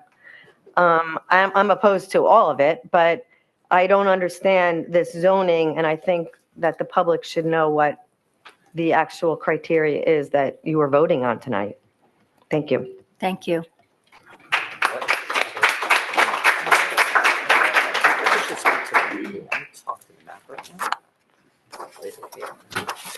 Barbara Franklin again, 71 Redner Road. As I was sitting here and I was trying to do a little bit of research, in the Regional Science and Urban Economics magazine in 2000, I can't find the year, 2021, we find statistically significant negative effects of recreational marijuana dispensaries on housing values that are relatively localized. Home prices within a 0.36 mile area around a new dispensary fall 3 to 4% on average. This was a study in Washington State on established dispensaries. So it wasn't a one-year blip. And they go on further, seeing other negative effects further out. But again, you may find income, but we are going to lose money in the resale of our homes. This is not a good idea. I hope you vote against it. Thank you.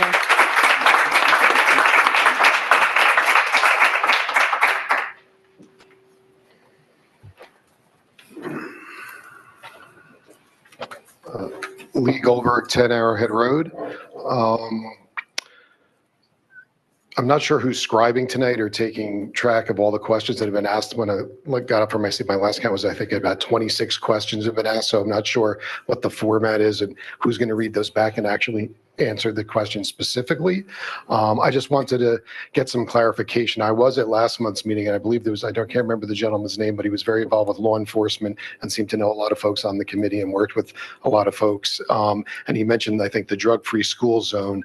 And I'm not sure, Mr. Cantor, maybe you can elaborate later if that's state legislation, what that is, if it's 1,000 feet for schools, houses of worship, playgrounds, daycare centers. If you could, so looking for some clarity as to how we got from that maybe down to 250. I would also like to echo and add my voice to the numerous residents who have asked for a pause here to really do some more fact finding, engage with the community, educate the community, communicate with the community to let them know that you are here to have them participate in this. It seems to be an important issue across the township if this many folks are here tonight. So I would urge you to maybe take advantage of that opportunity to engage with folks. Mr. Kavanaugh, I think, had gone at Mr. Murphy, Ms. Wilson, as well as many other residents suggesting this. I think it's a wise decision and would ask you to do the same. Thank you. Thank you.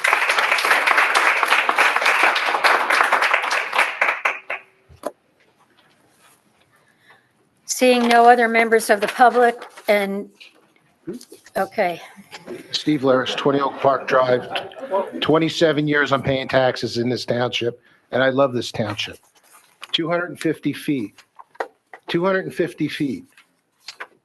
Everybody else is 1,000 feet. I think the township and the committeemen need to respect that that's not where a cannabis grow facility or a manufacturing facility or a distribution facility should go.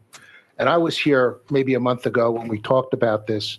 It's 2% of revenue is what the township gets, but nobody knows what the revenue is. I looked up online as well, and the average revenue for a cannabis facility in the country is between $500,000 to $1 million. Maybe in the Northeast, it's a little bit more. Let's just say it's $2 million. So we're all here. We're all ruining our evenings. We're paying for police officers to be here to talk about a few $1,000s in the budget. I think the township really needs a committeeman. You really need to respect the voices that were here tonight for the township residents, but most importantly, for the people that sat on the committee years ago. And they're saying, let's wait and do some more research. Not enough people in the township have found out about this. Thank you all for your service for the township. I really appreciate it. Thank you. Jim Kavanaugh, again, 11 Featherly Road, resident for 55 years. A couple comments. One is there is reference, I don't know what are facts and what are not. I have no objection to people coming from out of town to be heard. It basically gives me both sides of the argument, quite frankly. So I respect that, and I respect that you're listening to all sides so that we get educated.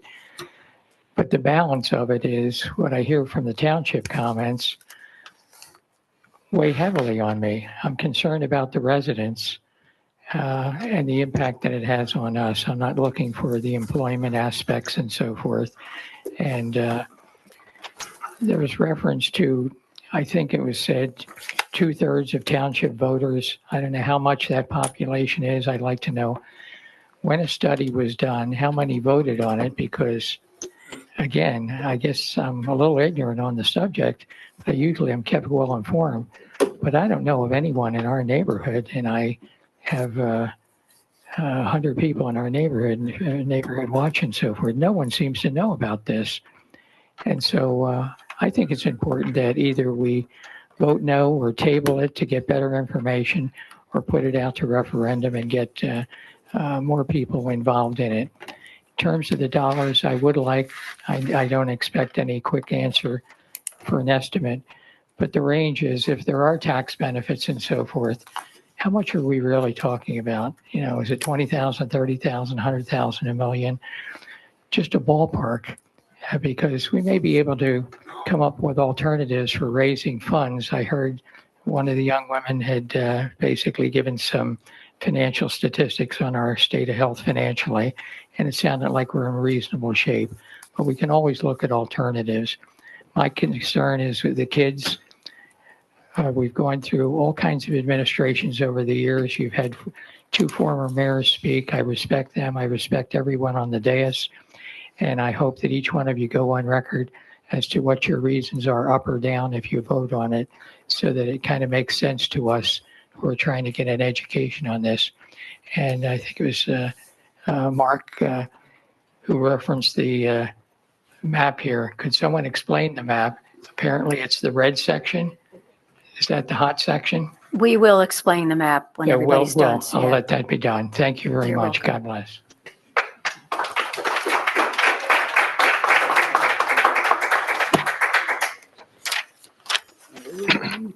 I'm Paul Johnson. I'm a resident, and I live on 215 Pitney Place. Thanks for having this meeting. I just want to say, reiterate what someone said earlier, one of our earlier speakers, that the committee here did not run toward this resolution, this issue. You walked toward it, and I appreciate that. This is a very important issue, and you didn't rush. But as probably most of you on the committee know, I think you should vote this issue down. I think it's a good idea. I want to mention just 2 things. One, I want to reiterate that this we should consider what message this sends to our children. I don't think it's a good message. So that's one thing we want to consider. The other is that this is a cultural issue that could and likely change the character of the town. And it's causing a lot of controversy, as you can see here. Now, maybe the 50 people in this room are the only ones in the township that care, but I suspect that there are a lot of people in town who don't know anything about this. I heard this through word of mouth. So if you don't, if you're still inclined to vote for this, one, I would just say maybe it would be a good idea to table a vote for a month or 2, but put an ad in the paper, either the Morris B or the Morristown Green, just to get the word out there that you're planning to do this. Let people know what's going on. And it may be that no one else cares, in which case, that's that you get your answer, or you get lots of email, or people show up to these meetings. But I think it would be a better idea to get more people involved, let them know what's going on, so that something potentially this major, we shouldn't just do this, because I think it could affect the character of the town on an issue that people care very much about. Thank you. Thank you.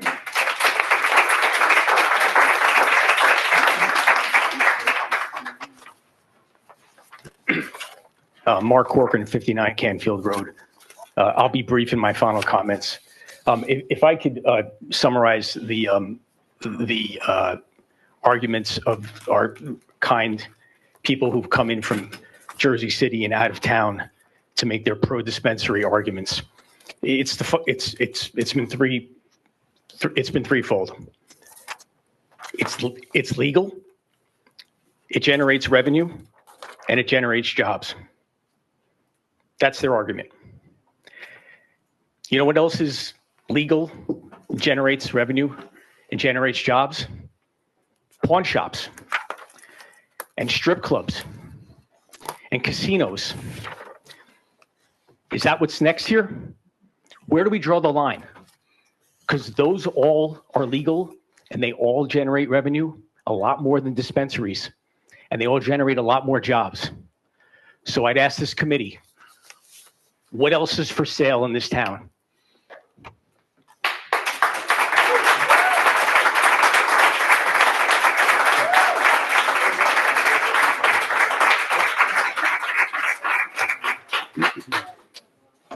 Thank you. Hello. Mr. Mayor, gentlemen of the Township Committee, and Mr. Quinn. I'm not a resident in the township, although name, sir? I've owned What's Your name? Tony Daria. Tony. But I've owned properties in the township. I've owned properties in the township for over 50 years. I know I don't look that old, but I have. One of my properties is being considered for cannabis. And I was on the fence a little bit in the beginning, but then I thought about what surrounds me. This property that is being considered for cannabis, and I don't know how many people in this audience knows where the county prison is. Show of hands. Oh. Okay. That's what I want. This property is next to the county prison.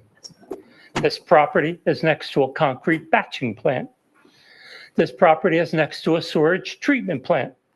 And this property is surrounded by a lumber yard. Certainly not in a residential community, and it's certainly in an industrial community. And it's certainly the kind of property, if you're going to approve it, are the kinds of property you probably look for. And I studied the maps of the approved zones, and I see there's some that I would look and say, if I were a resident, I'd be a little shaky about. And there's others that I'd say, who cares? Go to jail. I own a restaurant nightclub in the day when the county decided they were looking for a jail site. And they decided ultimately that they wanted to put it at the end of my street, dead end street. And I had no opposition to it. Figured, got to put prisoners somewhere. I thought the gravestone would be better. But they put it there at the end of John Street. Why? Nobody's bothered. Route 287, wetlands, the river, and all those other locations that I mentioned surround my property. Then I realized that when the jail opened, there were police cars all the time up and down my street, taking people to prison, taking people out of prison to the courthouse in Morristown when it was when you were arraigned in the courthouse. Our business fell off the cliff. Who's going to go to a bar, nightclub, when they know they're going to pass police cars all day, all night long? And we suffered with that up to this very day. So I'm on it, actually happy if the cannabis came to that site, because I'm dying on the vine. And I don't see that it could affect anybody in this township being at that location. Would I want to see it on the edge of Butterworth Farms? No, and I understand it. So, and I've been a developer all my life, so I'm a little bit familiar with some of these things. And I just want to make that mention that not everything is as bleak as you may think it is. Take that for consideration. Thanks. Thank you.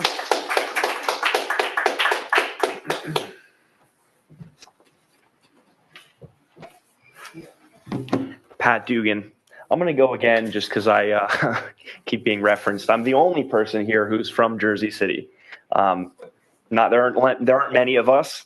And I'm not actually from Jersey City. As I said when I was at the podium earlier, I'm from this community.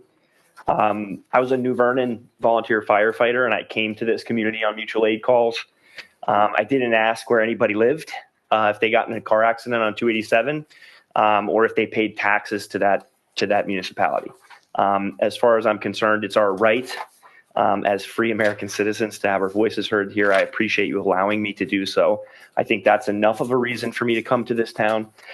I would also like to indicate that although there is a loud majority in this room, and I totally appreciate their concerns, I'd be happy to speak to anybody who's a concerned citizen here about the cannabis business or about the effect on real estate values.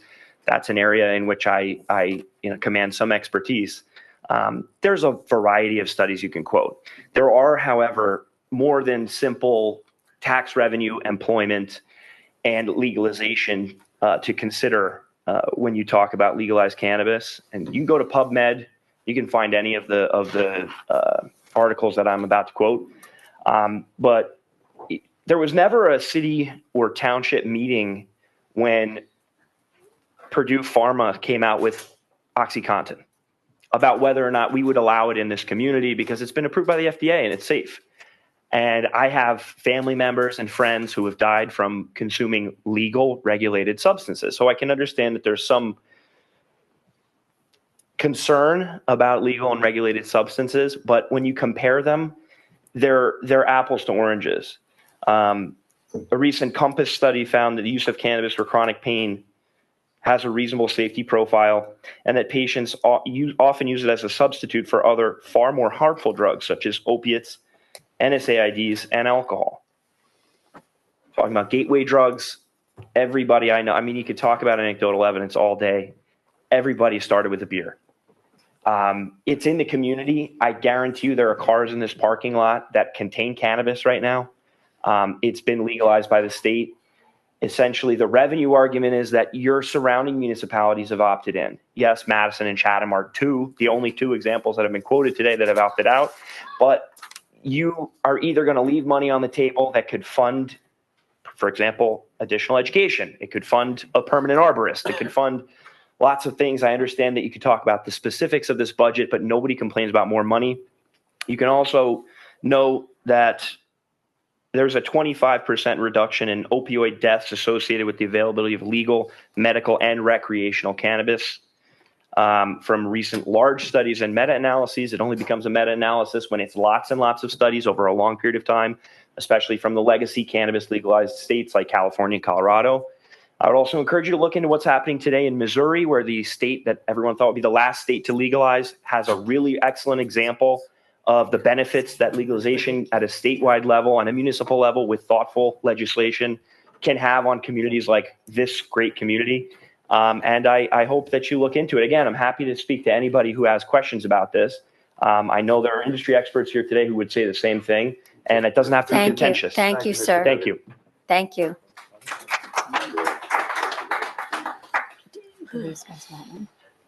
Hi, Andrew Gingrich, 47 Columbia Road. I believe this is right past Patriots Path as well. Isn't that right behind the cement concrete place there?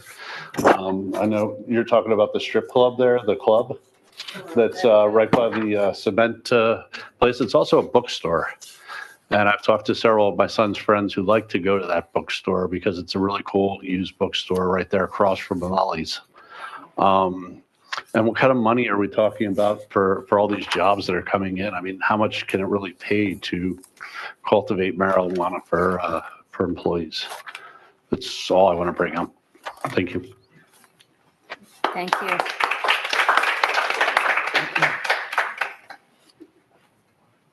Seeing no other people here in person, Erica, would you like to speak? Yes. Just state your name again once more for the record. Erica Snyder Downs, resident, 9 Oak Lane. Point a couple of things that I was contemplating during this hearing. I grew up in West Orange, New Jersey, and I had an awesome childhood there. And when I hit high school, I used to take the train from Orange Station to Convent Station to St. Elizabeth. And when I got my license, I started driving, and they would call it the gateway to Morris Township, the open fields that are now part of the Jets facility and a couple of buildings. But when I go back now to West Orange, to Cody Arena, where I take my kids to ice hockey sometimes, I notice how there's a plot of land that's the size of, literally like it was a diamond, and they put an office building on there. And it makes me sad to think about how built up West Orange has become. And I don't want Morris Township to have the same fate as that. And if it does, I think it's really important for the residents to vote on it. Like I said, this issue has to be narrowed. I understand Mr. Dugan, and I have a lot of friends. My neighbor is in the cannabis industry, and he didn't even know about this meeting. No one's like saying it's a terrible thing. People need it. It's a great medicine for people. It serves a purpose, but I think the residents are entitled to decide for themselves. And that's why we can't muddle the waters with whether alcohol is bad for you or marijuana is bad for you if it's not regulated. Like, we've solved some of those issues on the state level. It's legal. So now we get to decide if we have to have it in our town. And I just think it's important to eventually say no to development. It's okay. Have you guys seen the middle of the donut?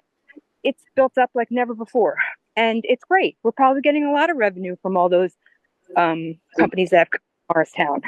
And of course, Morris Township's going to benefit from that because it's the middle of the donut that's getting built up. That doesn't mean that we have to do it too. And just because it's next to an industrial place, there happens to be a bookstore there too, but that doesn't mean we have to do it too. I think that it's okay to say no.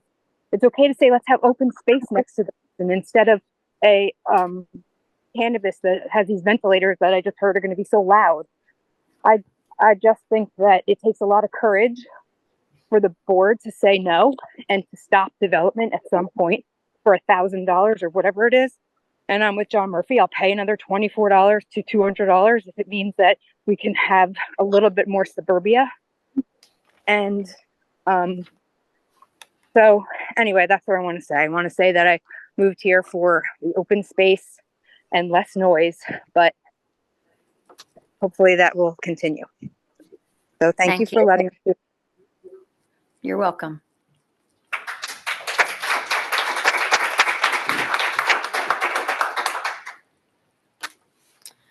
Seeing no other hands raised, is there a motion to close public comment? So moved.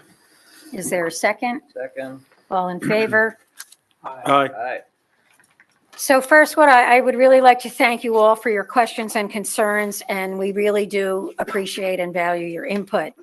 At this time, what we're going to do is invite the Township Committee members to respond to any questions or concerns that were raised during the public comment, and also for each of them.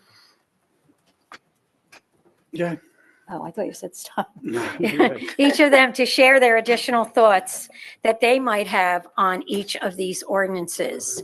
And through that part of those discussions, the map will be explained. And again, I think all of us were taking many notes. And by the end, if we haven't gotten to certain questions, I'm sure we'll make sure we cover those. But at this point, at this time, do we want to explain the map first or just go right to the committee Might as well comment? explain the map, I think.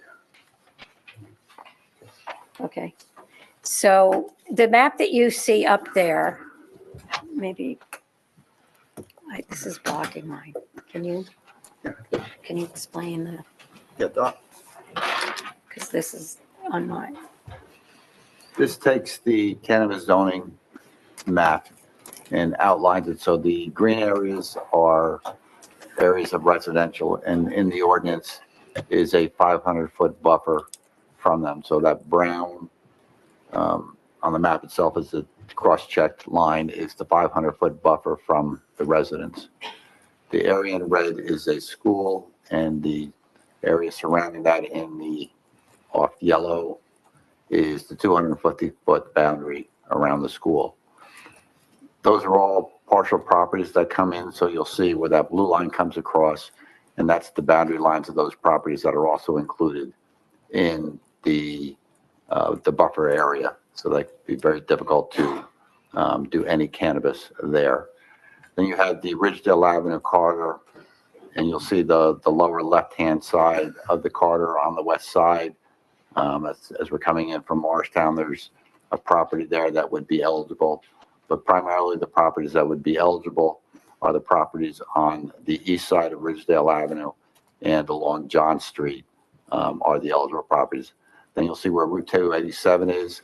Everything to the north of that is eligible. Everything to the south of where that green area is not eligible. So it'd be just along the Ridgedale Avenue corridor on the east side, John Street, and a small portion of Ridgedale Avenue on the west side on the down towards the Morristown border where the railroad tracks are.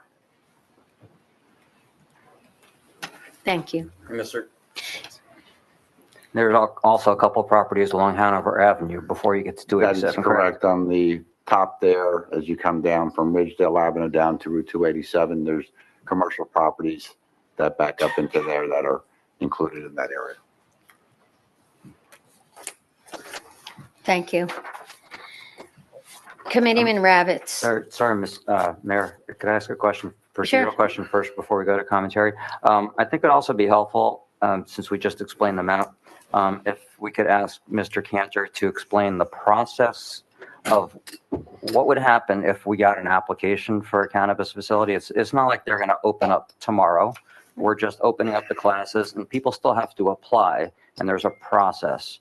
So can you explain what the process is?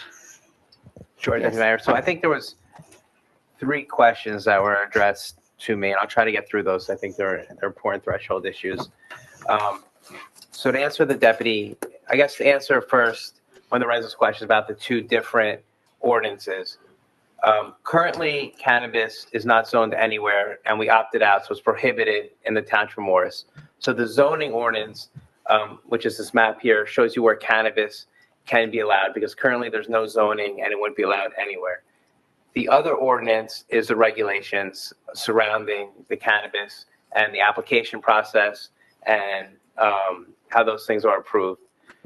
So the way the process works is there's going to be a cannabis advisory board set up. It's going to consist of the mayor, the administrator, the engineer, the chief of police, the planning board chair, an additional committee member in addition to the mayor, and the township attorney.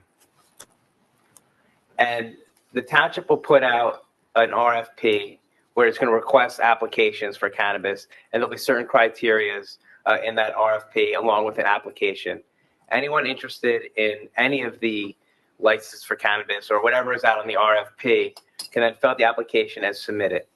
It'll be reviewed and evaluated by the Cannabis Advisory Board, and the ordinance has the criteria which the Cannabis Advisory Board will review the applications. Despite the fact that we do have up to 2 licenses in each category, the Cannabis Advisory Board is not required at any time. Even if we get 10 applications, they could approve 0. But if they do approve one, the Cannabis Advisory Board doesn't approve them. They recommend to the governing body that we think that this particular applicant qualifies for this particular license, and we like to see the governing body approve them by resolution. So at that time, it would be a resolution of the governing body to issue a conditional license. It would be at a publicly held meeting. There would be public comment on that resolution. If this governing body were to pass that resolution, that would give the cannabis business what's called a conditional license. They would still be required to go to the state and get their final license and meet all the state's requirements, including one of those requirements would be from the municipality that they do have a conditional license. What makes Morris Township, what makes our ordinance better than other ordinances is in other municipalities, you don't have to have site control. You don't have to have a particular place to put it. And here, we're going to ask the applicants to actually they're going to have to designate where they're going to put it, where they're suggesting that their license goes. So that'll be part of the application process. Once approved by the state, their license will be good for 2 years. After 2 years, they'll have to come back, just like an ABC license, and be renewed. So if there's any issues, they can be dealt with by the board. There's also certain penalty provisions.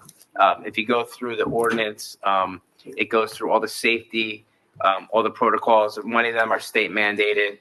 There has to be cameras, there has to be IDs. It goes into detail as to it really can identify as a cannabis store. They can't put plants outside.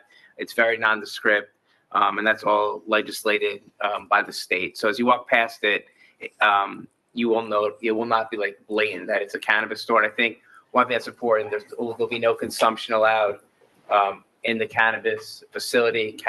Consumption was considered, and we're not going to have any consumption. Is there any further questions on that process? Does it also have to go to the planning board for the site approval? The site plan, right. Once they have a license and they want to go up, they will then go to the planning board for site plan approval.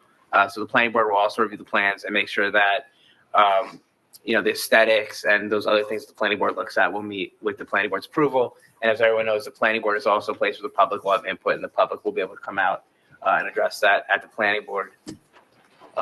As far as, and I'm only speaking on this because I don't know how much more, but I'm happy to answer questions throughout.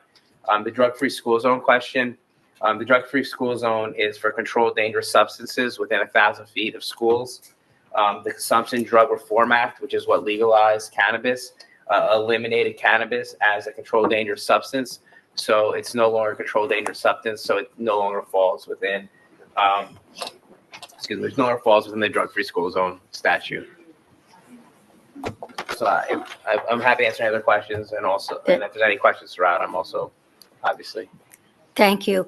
Committeeman Ravitz, would you like to? I just have a question, Mayor. I'm sorry. How are we going to handle answering the questions from the residents? Are we going to go through order, or are we just going to talk and then answer them, or answer them through our comments? It was my understanding that we were going to make our comments and answer people were going to answer the questions. And if any questions that were not answered, then we would. So, to Committeeman Geoffrey's point, what I'm going to say does address many of the questions. A lot of them did overlap. So I will address that. I did hear some things that I'm not going to address, but I'm only one person up here on the dais. So I think between the five of us and our professionals, we will get to all your questions, and we do commit to doing that because we owe it to you. Okay, All Committeeman right. Ravitz. All right. So when I first took, a seat here on the dais as a representative of the people of the township, I said I would be open and transparent in how my decisions evolved and that they would be based on empirical evidence. And I'm well aware of the passionate nature of the matter. And I thank all the residents, whether you live here or whether you came from out of town, however you heard that we were going to be here tonight. I want your voice matters, whether, like I said, whether you're a resident or whether you're not.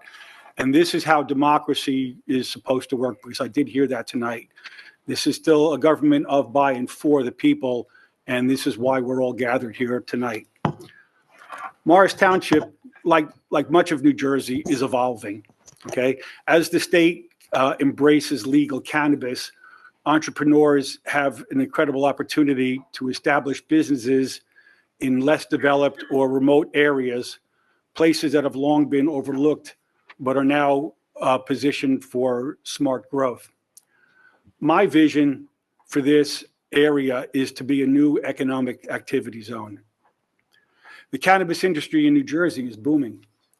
A well-placed cannabis business can meet the needs of the residents while attracting customers from surrounding towns. This isn't just about profit. It's about providing safe, regulated access and keeping money out of the illegal market. Small remote areas often struggle to attract investment, but cannabis businesses do bring jobs, they do bring tax revenue, and they do bring some foot traffic, whether it's through hiring local employees, working with area vendors, or driving complementary businesses like, cafes or wellness centers. The impact on the town is very real. Towns that embrace this industry will see some financial benefits in ways traditional businesses may not provide. People are willing to travel for high quality, well-run businesses should one be approved. Just look at how craft breweries and farm-to-table restaurants thrive in off-the-beaten-path locations. So, for those looking to invest in a forward-thinking, job-creating, and community-enhancing industry, a cannabis business in a small or remote part of Morris Township isn't just a good idea, it's a smart one. So I'm going to vote yes on the ordinance. It's well-crafted, but it doesn't obligate the township to approve any business, let alone more than one, because I've heard that a few times tonight. It's in a very well-defined area, as Mr. Quinn has gone over, and right now that area town is underutilized. These are, to put it mildly, anxious times in our country. We as residents of the state and the county of Morris and the township of Morris can no longer expect federal money to flow into the state and into the municipality. Thus, we of the governing body must find innovative ways to raise revenues so that we can hold the line on having to raise it from taxpayers. We've put a lot of time and thought and energy into this consideration, and we've put a lot of time and thought into the benefits and the ramifications of our decision, both in the near term and in the long term. Regarding minors and cannabis, because I heard that a lot today, suggesting or implying that we don't care or haven't considered minors is completely disingenuous. Of course we have. Each of us here is a parent. Some of us here are grandparents. Cannabis is a highly regulated industry in New Jersey. The legal age for possessing and consuming cannabis is 21. If anyone under the age of 21 uses or possesses cannabis, they did not get it from a legal source. Furthermore, no other industry is as closely monitored as cannabis. Cameras will be everywhere, and the state has visibility into each and every one of those cameras. Personally speaking, I will never, ever vote to legislate morality. In the history of democracy, legislating morality never works. Cannabis, like alcohol, gambling, or any other vice, is not for everyone. It is a personal decision. This governing body neither condemns nor condones its usage. It's legal in New Jersey, and as was stated a number of times tonight, a higher percentage of Morris Township residents voted to legalize cannabis more than the state average, and they knew very well the implications of legalization. Cannabis has never been proven to be a gateway drug or to be addictive. But like any vice, some may overindulge due to a lack of self-control or move on to riskier behavior. But they are the exception and not the rule. There are numerous counseling and treatment organizations for those who need or seek help to break a habit of self-destructive behavior. Morristown is opening a cannabis retail store directly on our border. I imagine that this presence would impact surrounding property values. We did hear that numerous times tonight. However, there is also no evidence that a cannabis operation in one small corner of the town will impact property values. The Morristown is actually closer to residents than ours is. And once again, I must state that the Township Committee is under no obligation to approve a cannabis business. The ordinance spells out the specifics for creating a cannabis commission that our attorney just spoke to evaluate potential applications. Potential businesses that pass a very stringent analysis will then be proposed to the Township Committee for further analysis and scrutiny. Nothing is a done deal. And by providing multiple licenses within each license type, we are actually, in essence, shielding ourselves from potential costly litigation. So why are we looking to approve 6 license types, 2 of each, in such a small area as that? That's a good question. We heard that tonight. The answer is, quite honestly, it's completely unrealistic that we will see that number of businesses, and that would be 0 to 12. It's unrealistic, but it's not impossible. So bear with me for a second. If a billionaire developer wants to make an offer that no business owner in that overlay zone can refuse, and makes a pitch to some governing body sometime down the road to build a vertically integrated, not necessarily height vertically, but a vertically integrated cannabis supergroup, then I personally, as they should, would want to hear such an idea. It's also important to note that Morris Township Police Department has absolutely no reservations about a licensed cannabis business operating within township borders. And lastly, any revenue the township might derive from the existing cannabis tax structure is specifically earmarked for township capital improvements. And circling back to my earlier statement that this is an underutilized part of the township, a cannabis operation may bring in other commercial and taxable operations that can help us in our future budgeting and planning. We do not know how much we can expect in tax revenues, or if any trend is sustainable in the long run. But we do know that some towns have reaped substantial monetary benefits, and Morris Township would like to realize some of that and not let the town of Morristown get all the benefits while still being on our border and the same concerns that you all raised tonight about cannabis in the township apply to the cannabis business that's going to be opening in Morristown on Ridgedale Avenue.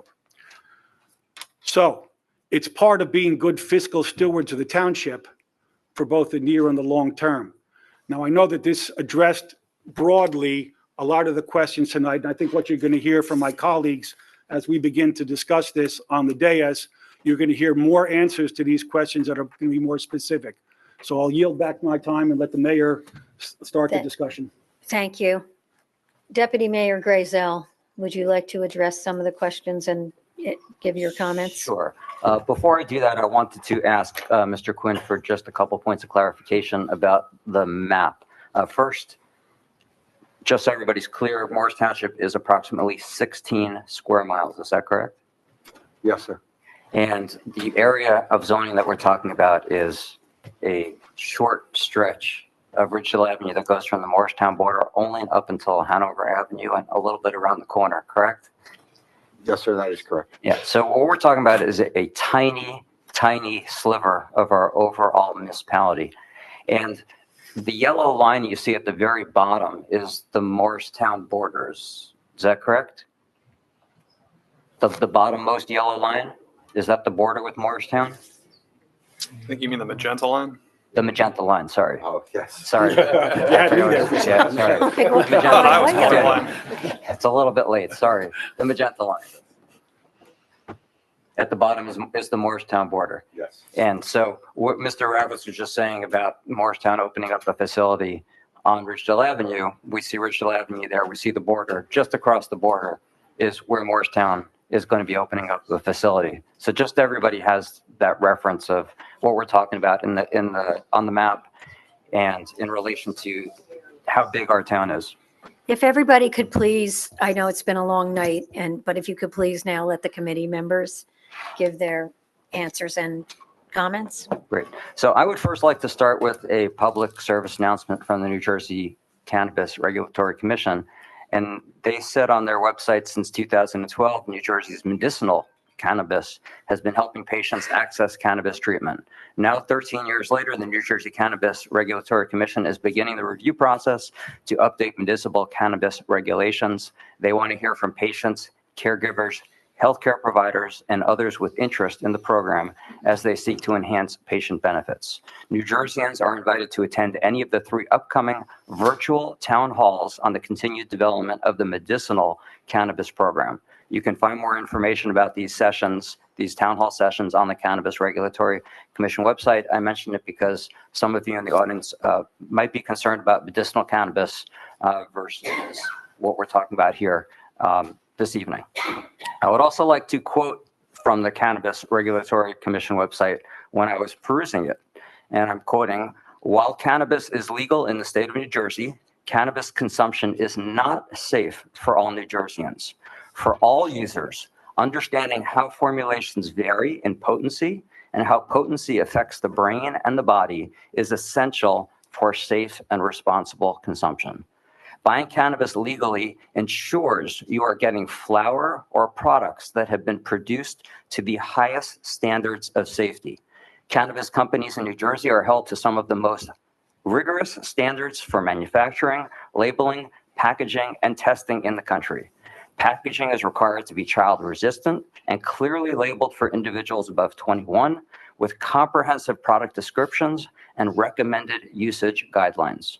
All cannabis products sold in New Jersey dispensaries are tracked from seed to sale, ensuring their continued safety through processing and packaging until they reach the consumer. And they are all tested to ensure they contain no harmful contaminants.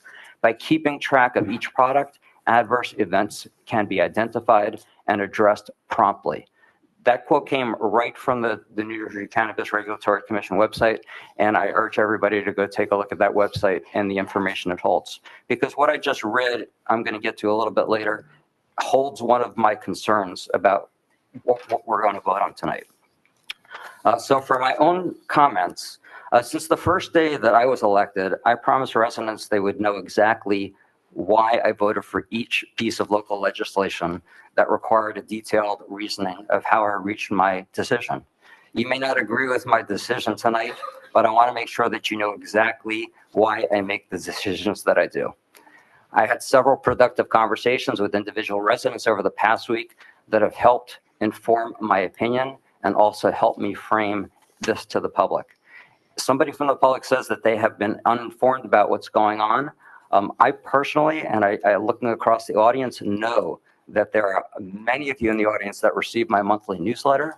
I make an effort every month to inform the public. This governing body went beyond with this ordinance, as we do with all ordinances. When you pass legislation, you're required to have two meetings. You have an introductory meeting and you have a public hearing and a final vote like we did tonight. In many towns, they do that over a 2-week process, right? 2 weeks is the minimum time, correct? Yes, 10 days. Yes, 10 days. In Morris Township, we do approximately 30 days. The date varies from month to month because it's the fourth Wednesday, but we give approximately a month notice instead of 2 weeks notice on all the public hearings that we do here. So I do my part in trying to inform the public. We do publish things on the website, but I also have to say, and I'm not trying to admonish anybody, but it's incumbent upon the public to keep track of what's going on in your own town. So we try very hard to communicate. We've made so many efforts over the last 5 or 6 years to increase the amount of communication to the public, but that does not take the burden off of everyone in our community to make their own effort to understand what's going on here. So these ordinances were published a month ago on the website, available to everybody. I put it in my newsletter a month ago, and I put it again in my newsletter this week.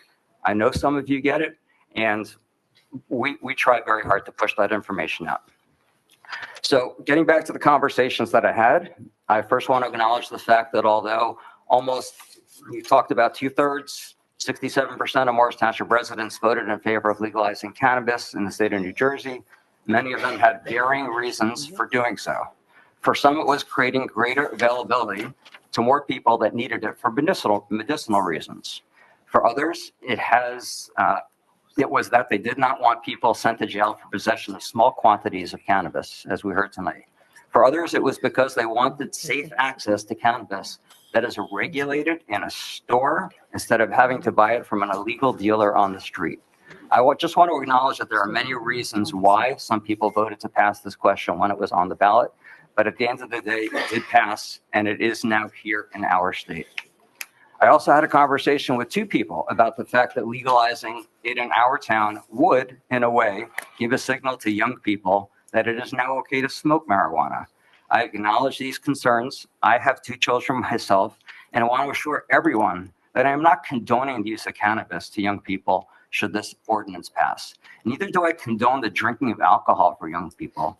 In fact, I am a big believer that there needs to be escalating consequences when people break the rules. And to this end, back in 2019, we tried to do something similar here in Morris Township with regards to vaping. Morris Township currently has procedures in place when police find that underage drinking has been taking place. Alcohol is illegal to kids under the age of 21, as is vaping nicotine, and as is ingesting cannabis products. In 2019, we had pushback from the public on our vaping ordinance, and it ultimately did not pass at that time. But perhaps now is a good time to bring it back. So to assure our residents that there will be deterrents in place for our young people for underage use of cannabis, I am going to be proposing to the governing body that we resurrect our vaping ordinance and also create a sister ordinance for cannabis. This would apply to the illegal use of these products by anyone under the legal age of 21. And you'll hear more about this at future meetings. I also had a discussion with a resident about his concerns for THC levels in various forms of cannabis and the fact that you don't really know how much you are ingesting into your body at times. I have this concern too. When you buy wine in the store, you can write on the label whether it's 13 or 14 or 15% alcohol by volume. If you buy hard liquor, each bottle is labeled with a proof number, and it's usually 40 proof, most of the alcohol that we buy. When you buy cannabis, there's similar labeling, but I think it's easier to understand the labeling on many of the edible products and on certain concentrates because you know how strong they are, how strong the very item is that you are ingesting. However, on flower products, that might be a little bit more difficult. There are varying restrictions by state, and I've researched this a little bit, that already have legalized cannabis at retail. For example, in Connecticut, flower products have a 30% THC cap. Concentrates have a 60% THC cap, and edibles have a 5 milligram THC cap per serving with 100 milligram THC cap per package. Other states also put limitations on the cap of the milligrams allowed in a package of concentrate. So I've thought about how we can apply such limits here in Morris Township. And to this end, I will be discussing with our legal counsel, Mr. Cantor, and our legislative standing committee about possible local legislation that would cap the potency level of cannabis products sold here in Morris Township, so we can keep the strongest products off the market. And lastly, I had a discussion about allowing this in Morris Township, but not allowing this to happen in Morris Township, but letting Morris Town do as they wish. And to me, we are a big community. Whether something happens to us in Morris Township or any of the 10 towns that border us, we are a big donut and we touch 10 different towns. That is our greater community. We share a school district and a library. Our kids play sports together and socialize together. So quite frankly, I do not buy into the argument that anyone who buys something in a store in Morris Township is different than somebody who buys something in a store in Morristown. We're just one community and we share the problems that each of us has. And that does not even get into the fact that anyone in the state of New Jersey can now get home delivery. You can order it on the phone and it gets delivered to your house. In this case, for me, I have tremendous confidence in our well-trained police department, and I thus feel more comfortable having control of the products flowing through a retailer in Morris Township than relying on proper enforcement in other towns. And I want to give some specific reasons for my thinking. My primary factor, which was only mentioned by one resident tonight on how I would vote on this ordinance, has been the issue of product safety. One resident said that if you vote against this, all you are doing is reinforcing the illegal use of marijuana. Another resident said that their kid had told them they were smoking marijuana in the bathroom at the high school. I can't say if that happens or not. I can't say what went on in the bathroom, but kids in every high school smoke marijuana. Where do they get it from? They are not getting it legally. And the illegal products on the street are laced with many bad substances that can harm human beings. The street drugs have all kinds of additives, including fentanyl, and I have also heard of animal drugs being mixed in as well. All sorts of things. Use of cannabis laced with other substances is having real health effects on many of those that buy it from illegal street dealers. So I feel we need an alternative to offer clean products to those who are already using them. By regulating the sale, you can also regulate exactly what is sold. As stated earlier in the quote from the state website, all cannabis products sold in New Jersey dispensaries are tracked from seed to sale, ensuring their continued safety through processing, packaging, until they reach the consumer.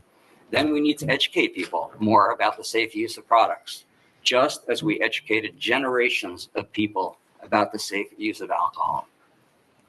With regard to allowing all the different classes, we are looking for the best project proposals for our municipality. I've spent a lot of time on our Economic Development Advisory Committee.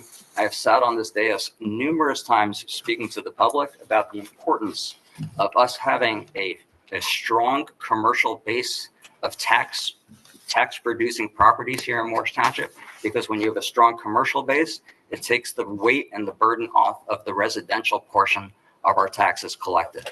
And we have worked at EDAC, the Economic Development Advisory Committee, very hard on bringing in good, strong businesses to Morris Township. You probably heard the Red Bulls are coming. Restoration Hardware is building on Madison Avenue. There's a lot of good things happening in Morris Township.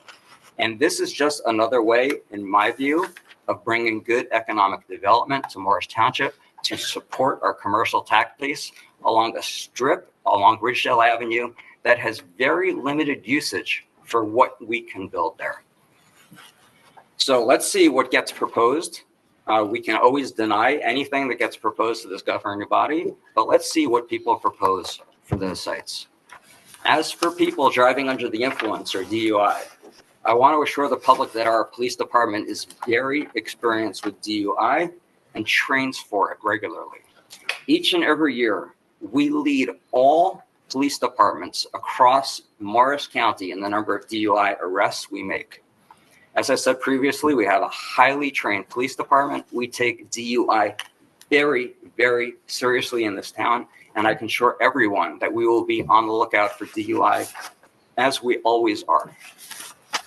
In addition, in a minor element of my decision, there is anecdotal evidence that I heard from Colorado, and a lot of people used anecdotal evidence about property values. So take it for what it's worth, that when a legal retail shop opens in a community, crime actually drops in the area. That would be a bonus, but it's really not the primary reason I am using to decide my vote tonight. And lastly, the fact that we might collect some taxes on the sale of cannabis, again, is not part of my decision making. I don't care about the tax revenue. I care about a firm commercial tax base, but I am not voting for this for any reason because we're getting any additional tax revenues from the cannabis. The bottom line for me is that given a choice of allowing a safe product to be used by people who are going to use it either way, and I am talking about the kids at our high school, I would prefer them using a safe product from a verified retailer than using tainted products from a drug dealer on the street. Thank you, Mayor. That concludes my remarks. Thank you. Mr. Janata. Thank you, Mayor. Thanks also for everybody to participate. I've been taking copious notes. I have actually 5 pages of notes, 4 pages just on your comments and suggestions. And I thank you. I'm very grateful for that.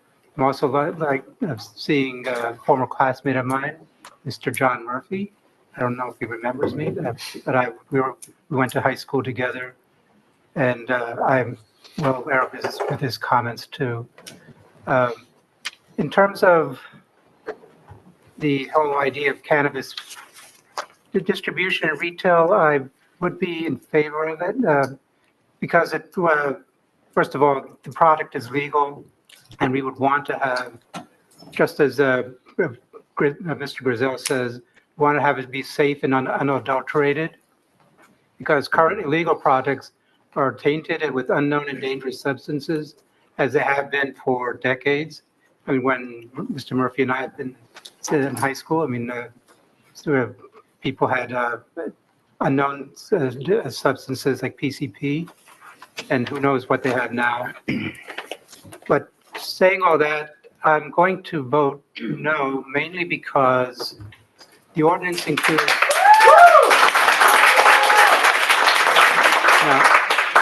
not because of that, because the ordinance includes cultivation and manufacturing, and I've talked to all the committee members and voiced my concern.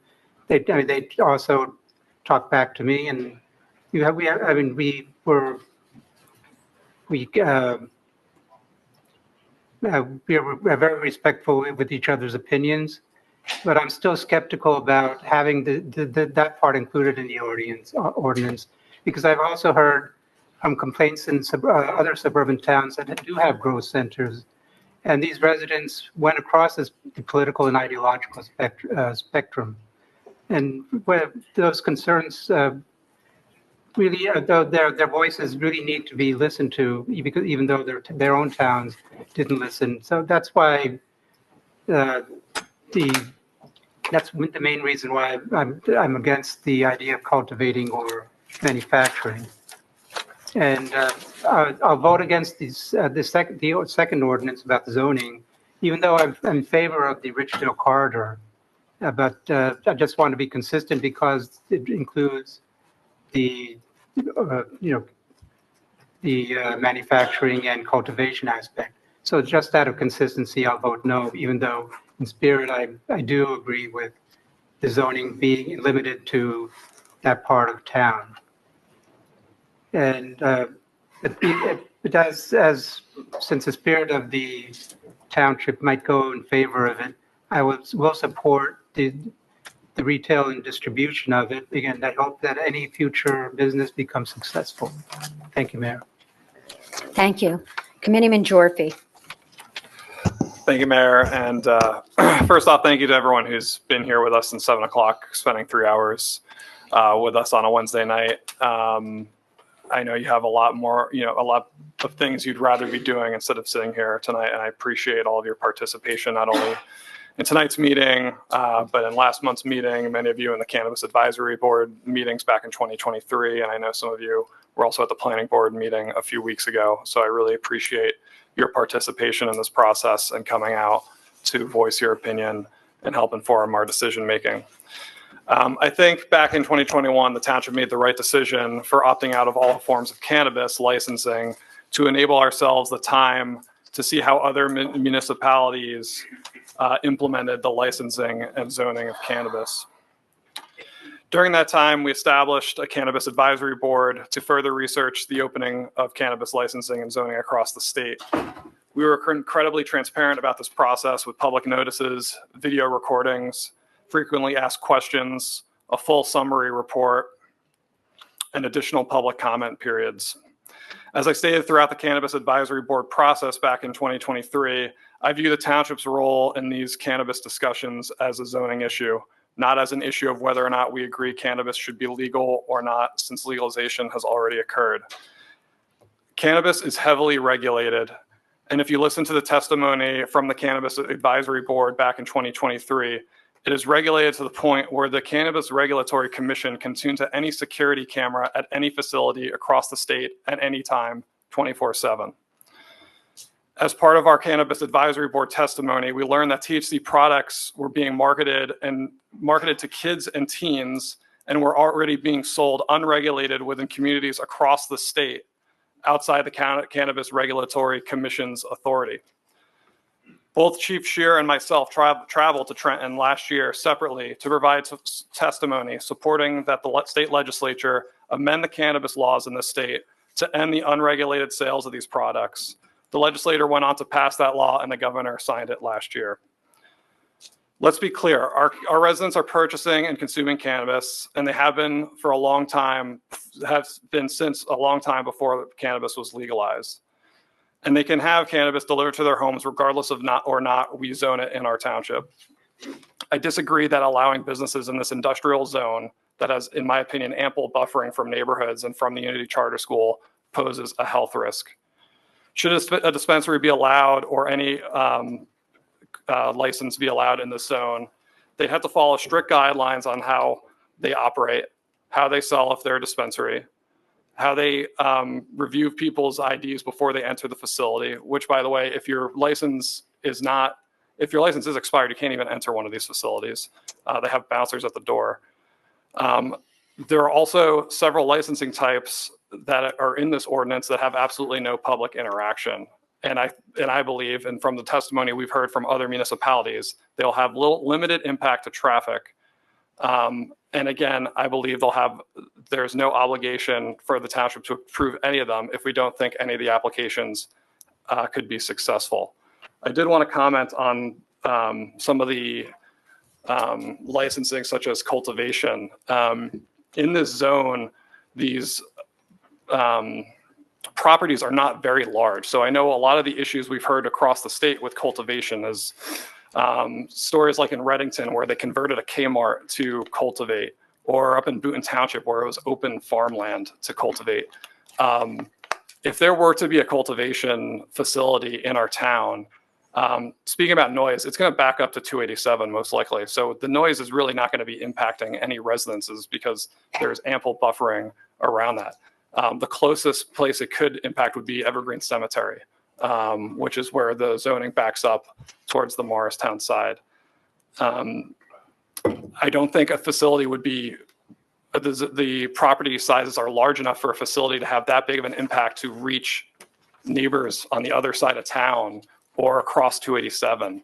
I just don't see that happening based on all the other factors that play in between this zone and where the residences are.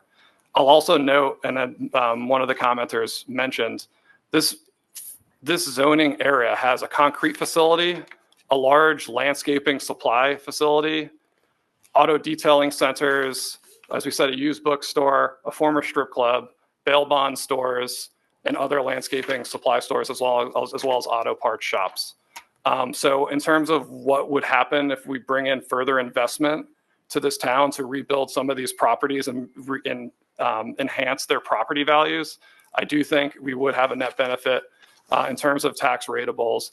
But I also think we'd actually be gaining from this in terms of if we're talking about desirability within the zone. I think it would be enhanced rather than having a negative impact.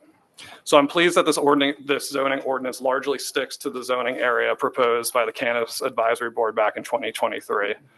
Lastly, I also believe in free and open markets. If these businesses are viable, proposals will be submitted and investment will come to the township, further diversifying the tax base, as I said. However, if they're not viable and we see that the market is not going in the way to support these businesses, we have absolutely no obligation to approve them. So while they're all very different types of businesses within this licensing ordinance, and while some folks feel that the zoning ordinance has these facilities too close to residential areas, I disagree. I think we've put a lot of protections in both of these ordinances. I think we adequately zone the township to make sure it had as limited of impact as possible on our residences. And I think it will actually drive further investment within the township on the Ridgedale Avenue corridor. So I support both ordinances, and I will vote for their passage. Thank you, Committeeman Jorphy. Before I give some of my comments, and I think we've all been trying to keep track, I've been keeping track here too of certain questions that I feel have been covered. But the one thing I do want to address too is some of the people who ask questions or make comments about that nobody knew about this in the town. And to be honest, I just want to clarify that is not the case. We have been open and transparent. Plus, both ordinances were printed in the newspaper back in February. And again, I love the fact that there's so many people here and they've come out, and this always happens on whatever issue that people matters to them, they come out. But I encourage you to talk to the other people in your neighborhoods, because I feel we were transparent in this. Back when the Cannabis Advisory Board was put together, that was very well publicized. They did really good work. Those 6 sessions were all put up on the township website. They've been there. And the idea that we took months, or almost 9 months or a year went by before this was proposed, was in no way that we were trying to hide it for that amount of time. There were so many things that were happening that it got pushed off and pushed off and pushed off.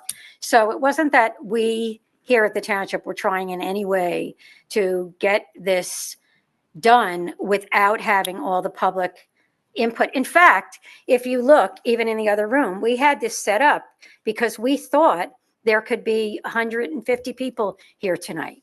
So it's definitely, I'm just telling you it. I know how hard even the people before I got here on this committee worked to make the public understand how transparent the government had become since years prior. So I think that's important for everybody to understand.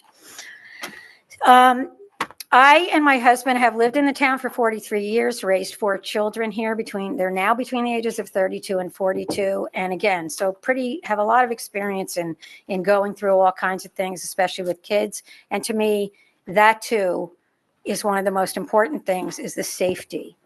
And I'm going to go through my comments, and I respect and have considered all of yours, and especially those of the opinions that disagree with having any type of cannabis in Morris Township. I think and tried to respond to anyone who did send me an email. To be honest, I think only 5 emails were directed to me, and I got back to those people. I hear you, and I know there are people who have suffered from cannabis use. Let me be clear, any addiction, including the leading one, alcohol, is a serious disease and one that we all continue to work towards combating. I understand that many of you have strong feelings about the potential impact of any type of retail cannabis store, yet others have more outspoken objections to cultivating cannabis. I, too, am not personally convinced that all classes would be appropriate in Morris Township. We do see retail cannabis stores and cannabis cultivation, as well as the other classes, as separate issues that would have separate approvals, meaning that as you've heard, number one, there's never going to be 12. That would be unlikely. But there'll be different decisions as people come in and we listen to what they propose. They can all be reviewed, but that's a decision to be made once we receive the applications and they go before the Cannabis Advisory Board for approval. After listening to everyone's point of view and the reasoning behind it tonight, and having conversations with many township residents of all ages, which I did over the last 6 or 8 weeks even. I deliberately, everywhere I went that I ran into anyone from the township, I asked them about it. You're right, there are people who had no idea. They don't even know there was a Cannabis Advisory Board, but there are others that did hear about it. And February's meeting was on the front page of the local paper. So there's a little bit to what Deputy Mayor says too, that people have to make the effort to understand what's going on in their town as well. So I had conversations with many township residents of all ages, as well as my fellow committee members. And what I take away is that the most important issue is safety. And we can ensure the safe use and sale of cannabis with strict regulations. Products are tested for safety and quality, as this reduces the risks associated with unregulated sources, including contamination and potency issues. Legal cannabis can actually reduce some criminal activity. Legal sales can reduce the illegal drug trade and related criminal activity. It decreases the influence of the black market and can help reduce illegal sales. I also believe that the conversation around the safe use of cannabis sometimes gets lost in understanding and accepting that responsible people use it for various reasons. It can be a vital medicine for chronic pain, anxiety, and other health conditions. I believe that a legitimate cannabis business would help put an end to the illegal selling of the very substances that we're the most concerned about. One point that is clear, that is allowing cannabis businesses will bring in some revenue. We don't know yet how much. And I know that question was asked. And I've heard anything from $20,000 to $200,000. Originally, there were cannabis businesses they said could make up to $1 million. But I'm going to, from my point of view on this is, I can't answer that question because we don't know. And that's something we're going to have to wait and see. But we do know that increased revenue that we would take in would allow for capital improvements. I agree that the dollar numbers are probably not as high as some have expressed, but when we work on the budget, every additional dollar helps keep our taxes one of the lowest in the county and helps provide relief to our residents. After careful consideration and research, I believe that looking into possible cannabis options is okay. We are approaching this endeavor thoughtfully, maintaining a regulatory framework that ensures safe and responsible use, minimizing illegal activities, and promoting community safety. I encourage your continued dialogue as we navigate through a possible cannabis endeavor here in the township. The lines of communication will be open as the process moves forward. I do want to thank the Cannabis Advisory Board for all the time and effort they put into studying this subject, and especially Mayor Jorfi at the time and Committeeman Ravitz. The amount of work that they put in, along with the other cannabis committee members, was excellent. They did an excellent job compiling and presenting their findings. And one of the women on the cannabis board said the other night how proud she was of all the work that they did. So I want you to understand that in this community, we do take these issues seriously, and we do try to find what the best possible answers are. So with that, again, I know the other big thing, I know a couple people all got up and I said, why? Like, why would you just say no, like some of the other towns? And again, I think you've heard here pretty much our reasons why. And again, to me, the bottom line really is the safety issue. So with that said, can I have a motion to adopt? Mayor? Oh, I'm sorry. I just want to make sure that we got through all the questions. I don't know if anybody in their notes has any questions that weren't answered. One question that I had, a gentleman got up specifically and asked about cannabis use by off-duty police and firemen, that was which I want Mr. Quinn to to address? answer. Or if we have our chief here, if he would like to step to the podium. Sorry to put you on the spot, chief.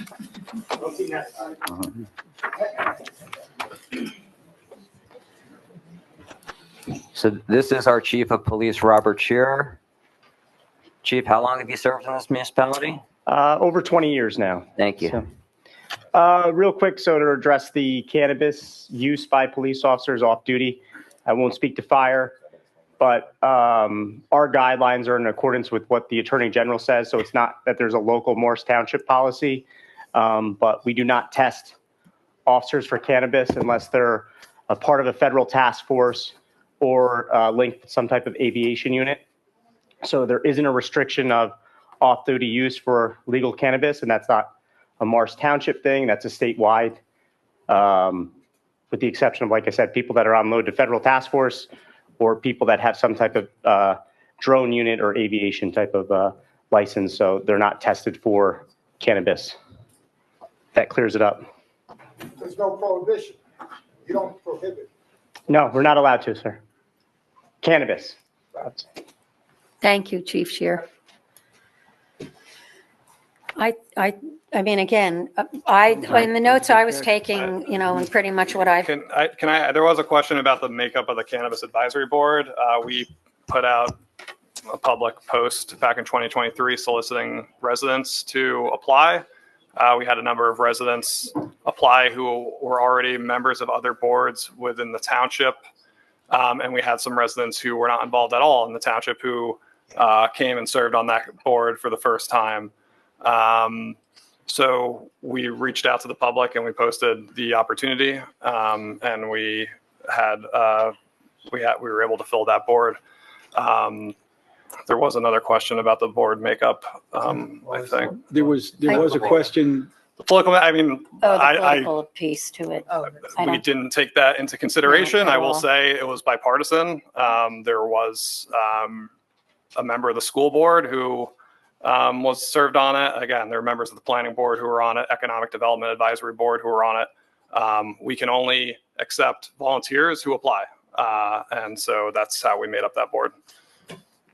Mayor, there was one other thing that a woman addressed, I don't remember who, that talked about, was at the planning board meeting a couple of weeks ago, of which the mayor and I serve on. And as the attorney for the planning board had stipulated that according to the municipal land use law, the mayor or the mayor designee and a what they call a class 3 member of the planning board, the mayor, and I'm the class 3 person, are on that planning board. But what we do here in the township committee is a much different hat, and I believe every one of us have served on the planning board at some point, is a much different hat than is worn on planning board.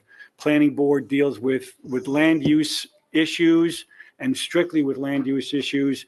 And what we do here as representatives of the town are being stewards of the town in a vastly different way. So it is completely illegal and acceptable for members of this governing body to serve on other boards.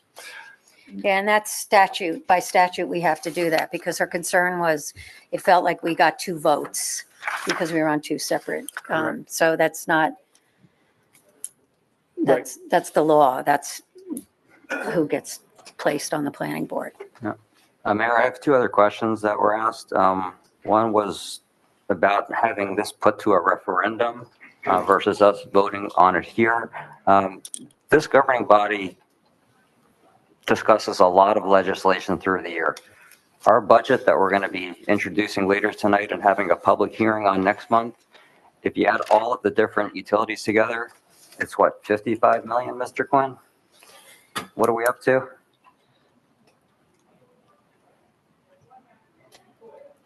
This year, we're about, $55 million. $55 million in total. Well, 43 million, yeah. 10 million. For our budget. We make a lot of tough decisions up here, and an example, we just had the marketplace open up, across from the ShopRite, the beautiful mall that we have now.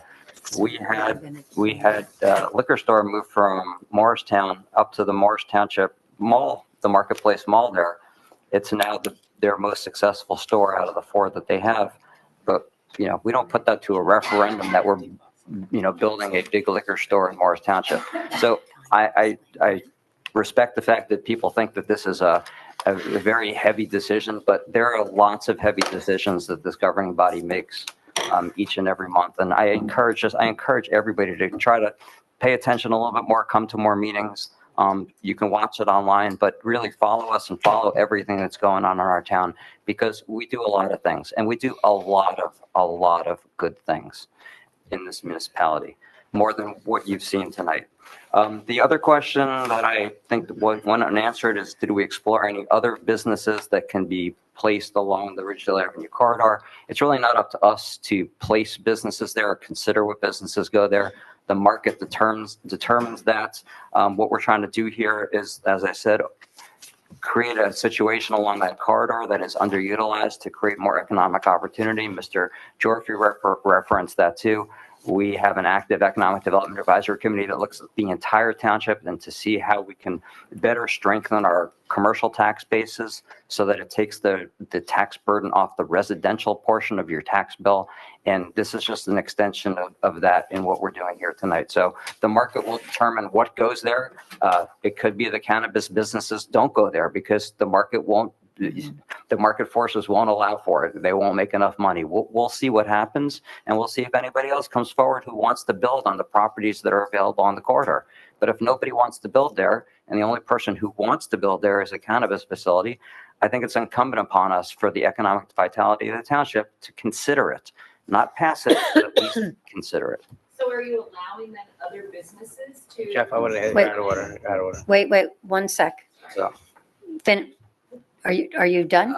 I'm done, but I think the public portion is closed. Not yet. Wait, not yet. There's the time, but are you finished with your? Yes, I'm finished. I think that gets through the list of outstanding questions. There's that I one had on my other list. question I want Mr. Quinn to address about the finances and that were brought up about the amount of money that the township has. Certainly, every year, as part of our fiscal responsibility, our CFO does what's called an annual financial statement, and that's basically, it's the end of the year, what your balances are, where we spend our money, what our debt service is, those kinds of things. We have always been very fiscally conservative of Morris Township in protecting the taxpayer dollars, making sure what is spent, but also making sure that we do have money on hand in case we have any major issues that come up during the year, such as we've had in the past with some major storms like Hurricane Sandy and other things like that, that, you know, take out roadways and everything else that we did not budget for, and to make sure we had that funding. So every year we take, as it was said, that we have $12 million at the end of the year. Yes, that is an accurate statement.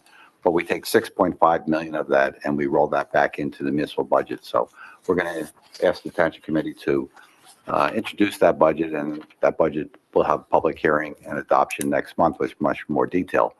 But good fiscal planning is that, in that what you keep back, it's similar as you guys do with, you know, putting in savings. You don't live paycheck to paycheck, that you're looking for your future, what you're doing. And it's always a good fiscal policy for municipalities to have at least 2 months of revenue on hand in order to pay all of our bills and address any issues that come up.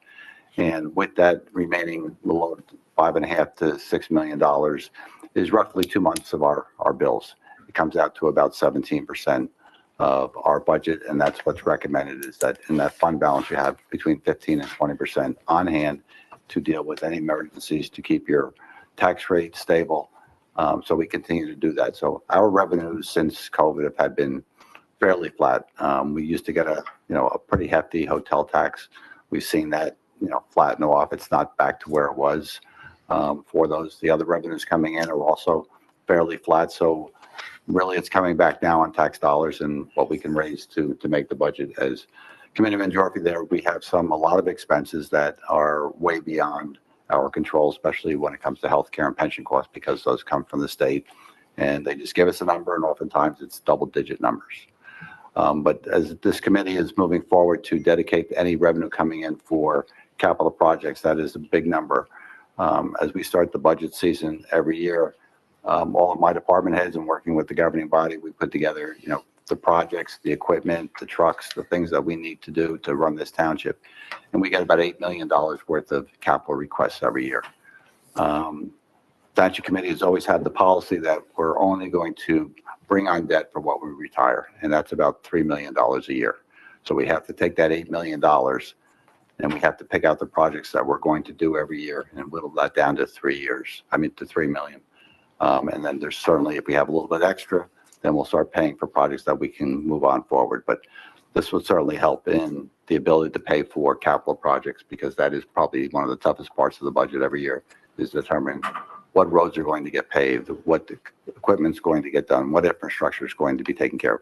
What can we do with our parks and recreation facilities? Those are all important amenities for our residents, and making sure that they are in good shape and that we're giving them quality services for that. So that kind of explains it. That sounds like we have a lot of money, but it's basically most of that's going back into the following budget each year, which will be introduced later on this evening. Thank you, Mr. Quinn. So remember too, there is still another public commentary session tonight that you'll still have another chance to come up to the podium. At this time, is there any further discussion here on the dais by anybody? Questions or? Hearing none, may I have a motion to adopt ordinance number 07-25? So moved. Is there a second? I'll second. Thank you. Madam Clerk, may I have a roll call vote? Mr. Ravitz, Yes. Mr. Gazelle, Yes. Mr. Dorfy. Yes. Mr. Janata, No. Mayor Gariglia. Yes. I, Donna J. Gariglia, Mayor, declare ordinance number 07-25 approved and adopted, and direct the Township Clerk to publish proper notice thereof in the official newspaper. May I have a motion to adopt ordinance number 08-25? So moved. Second. Madam Clerk, may I have a roll call vote? Mr. Dorfy. Yes. Mr. Ravitz, Yes. Mr. Gazelle, Yes. Mr. Janata, No. Mayor Gariglia. Yes. I, Donna J. Gariglia, Mayor, declare ordinance number 08-25 approved and adopted, and direct the Township Clerk to publish proper notice thereof in the official newspaper. Madam Clerk, please read the title of ordinance 09-25 into the record, and we will then open the public hearing. So, Mayor, before we move on, can I just inform the public, if there still are some outstanding questions, there is another public commentary Yeah. section I at just- the end of the resolutions I that did. we're going to get to. Yeah, I told them that. Yep. So You can stick around for that. thank you very much, those who do have to leave. Thank you for coming. We appreciate it. Ordinance 09-25, an ordinance of the Township Committee of the Township of Morris, amending chapters 258, 367, and 447 of the Township Code. Note, language changes for online applications. We will take comments from in-person attendees first, then switch over to Zoom. Please virtually raise your hand in Zoom to indicate you would like to speak. May I have a motion to open the public hearing on ordinance 09-25? So moved, Mayor. Second. All in favor? Aye. Seeing no one here, Mayor, I make a motion to close the public portion. is there a Second. second? All in favor? Aye. May I have a motion to adopt ordinance number 09-25? So moved. Second. Any discussion? Madam Clerk, can I have a roll call vote? Mr. Gazelle, Yes. Mr. Ravitz. Yes. Mr. Dorfy. Yes. Mr. Janata. Yes. Mayor Gariglia. Yes. I, Donna J. Gariglia, Mayor, declare ordinance number 09-25 approved and adopted, and direct the Township Clerk to publish proper notice thereof in the official newspaper. Ordinances for introduction. We have one ordinance for introduction on tonight's agenda. Madam Clerk, please read the title of ordinance 10-25 into the record. Ordinance 10-25, an ordinance to exceed the municipal budget appropriation limits and to establish a cap bank for the calendar year 2025. Note, requirement for municipal budget. May I have a motion to introduce ordinance number 10-25? So moved, Mayor. Second. Any questions? Can I have a roll call vote? Mr. Dorfy. Yes. Mr. Gazelle. Yes. Mr. Janata. Yes. Mr. Ravitz. Yes. Mayor Gariglia. Yes. The public hearing and final consideration and adoption of ordinance 10-25 will be held on Wednesday, April 16th, 2025 at 7 p.m. in the Municipal Building, 50 Woodland Avenue. Introduction of the 2025 municipal budget. Administrator Quinn will provide an overview of the budget and read the resolution language into the record. Mayor, do we want to take 5, or do we just want to plow through? I think it's just I would, but can we do it after the intro to the budget? Okay. Okay. Thank you, Mayor. Just the 2025 budget, I am pleased to introduce a very conservative budget of $42.9 million. It's slightly above last year's budget. As with every year, there are many challenges. Our revenue is stable from 2024. Appropriations have been our biggest challenge. Medical for our employees is up 16%. That's over $450,000. Salaries for our employees is up $700,000. Our operating expenses overall are up $150,000. And then our debt this year is down because we paid off some notes. For some bonds of $1.4 million, but that is just a 1 year relief that we had this year. And then when we have to go back out to debt again, it'll be significantly higher in future years. We do have 3 utilities of the sewer, the swim pool, and the parking, which are all in line for revenue and appropriations. We are anticipating with this budget a tax rate of increase of less than 1% for 1,000, equaling probably about 25.50 cents for the average assessed property at $600,000. So a detailed presentation will take place at the public hearing with an adoption vote for the budget on April 16th. Mayor, for yours and the Township Committee's consideration, the municipal budget of the Township of Morris, County of Morris for fiscal year 2025. Be resolved that the following statements of the revenues and appropriations shall constitute the municipal budget for the year 2025.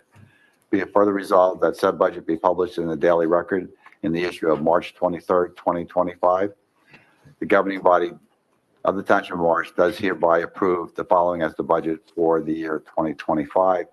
Those budget documents are here on the dais. With that, Mayor, I would ask that you move to have a motion to approve the municipal budget.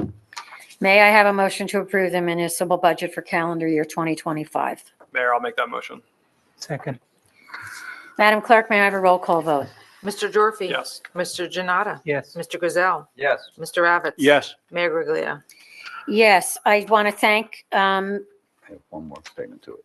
oh, you do? Got to finish the. Oh, did I jump the gun? No, you're No, fine. No, just Okay, wait. go ahead. We have to just do the formality. Okay. Notice is hereby given that the budget and tax resolution was approved by the committee persons of the Township of Morris, County of Morris on March 19, 2025. A hearing on the budget and tax resolution will be held at the Morris Township Municipal Building, 50 Woodland Avenue on April 16, 2025 at 7 o'clock, at which time and place objections to said budget and tax resolution for the year 2025 may be presented by taxpayers or other interested persons. Thank you, Mayor. Thank you, Mr. Quinn, and thank you for all your hard work on the budget. We are going to take a 5-minute break. It is now 10:27, so we will, at 10:32, we will resume the meeting. Creek. Here. Almost to the end. I'll put you on the list. Mayor, just do a roll call for the session. Yes. Is everybody here? Is everybody back? Madam Clerk, may I have a roll call vote? I mean, not a roll call vote to resume the meeting? It's late. It's May I have a late. roll call? What do we roll call? That we're, We're back, okay. yeah. Mr. Gazelle? Here. Mr. Dorfy? Here. Mr. Janata? Here. Mr. Ravitz? Here. Mayor Griglia? Here. We have 20 resolutions on tonight's agenda. Due to Committeeman Jorfy's role in the fire department, we will vote on resolutions 92-25 and 92, 93, and 79. 92, 93, and 79 separately. May I have a motion to approve resolutions numbers 77-25 through 78-25 and 80-25 through 91-25 and 94-25 through 96-25? So moved. Second. Madam Clerk, may I have a roll call vote? Mr. Gazelle? Yes. Mr. Ravitz? Yes. Mr. Dorfy? Yes. Mr. Janata? Yes. Mayor Griglia? Yes. May I have a motion to approve resolution numbers 92-25, 93-25, and 79-25 by one motion?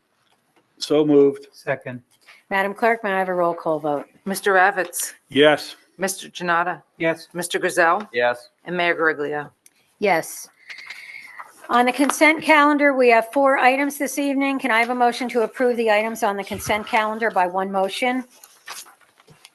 So moved. Seconded. All in favor? Aye. The following reports are on file in the office of the Township Clerk and Township Administrator: the January 2025 Fire, Police, and Joint Municipal Court, and the February 2025 Tax Collector, Morristown Township Library, and Police. Can I have a motion to approve the monthly reports? So moved. Second. All in favor? Aye. Claims for payment and list of bills and vouchers. The total amount of bills and vouchers for this meeting is $8,733,429.11. We are also the tax collector for the school district, the library, and the county. May I have a motion to approve the list of bills and vouchers? So moved. Second. Madam Clerk, may I have a roll call vote? Mr. Durfee. Yes. Mr. Janata, Yes. Mr. Gazelle, Yes. Mr. Ravitz. Yes. Mayor Gurglia. Yes. We have 2 items received for the record: the tax collector's annual 2024 reports and 4 tax appeals. At this time, due to the late hour, we are going to forego the standing committee reports by the Township Committee, and we will open up our second public commentary. There are currently 7 members of the public joining us via Zoom and 4 in person. At this time, we will open the meeting to public comment. Mayor, we don't get to make any more comments? Okay. Oh, that's what I was asked, if we could forego. If you want to okay. make the comment. You know what, Deputy Mayor Gracel? I lost my notes. Hold on. Where are they? I have this big pile of paper. We're getting punchy here. I just had one thing that I just did want to say. Sure. But then, I just want to, like, I acknowledge that, a lot of different members of our community. I just want to acknowledge that Ramadan 2025 began on the evening of Saturday, March 1st, 2025, and will end on the evening of Monday, March 31st, 2025. The dates may vary based on moon sighting, you should note. The sacred month of Islam is dedicated to fasting, prayer, reflection, and community. Muslims worldwide observe fasting from dawn to sunset, engaging in spiritual growth and charitable acts. And I wish everyone who celebrates Ramadan in our community a Ramadan Mubarak. thank you Mayor. very much. Is there any other committee member that does want to make any last comment? I'll save my comments for the budget presentation next month. Thank you, Mr. Durfee. There are 15 members of the public joining us via Zoom. No, there are 7 members joining us via Zoom. 7 virtual, 4 in person. And 4 in person. Is there a motion to open up the public comment? So moved. Second. All in favor? Aye. Seeing no one here and no hands raised on Zoom, is there a motion to close the public comment? So moved. Is there a second? Second. All in favor? Aye. Just before we do adjourn, though, I just want to make the statement that, again, on behalf of the Township Committee, to everybody who did come to this meeting tonight and who was on Zoom, we really do appreciate all of your input, and we value your opinions, and we know that you care about our community, so thank you very much. The time is now 10:40. Can I have a motion to adjourn the regular session? So moved. Second. All in favor? Aye. The next regular Township Committee meeting is Wednesday, April 16th, 2025, at 7 p.m. for the regular meeting, 5 p.m. for closed in the Municipal Building, 50 Woodland Avenue. Thank you and have a great night.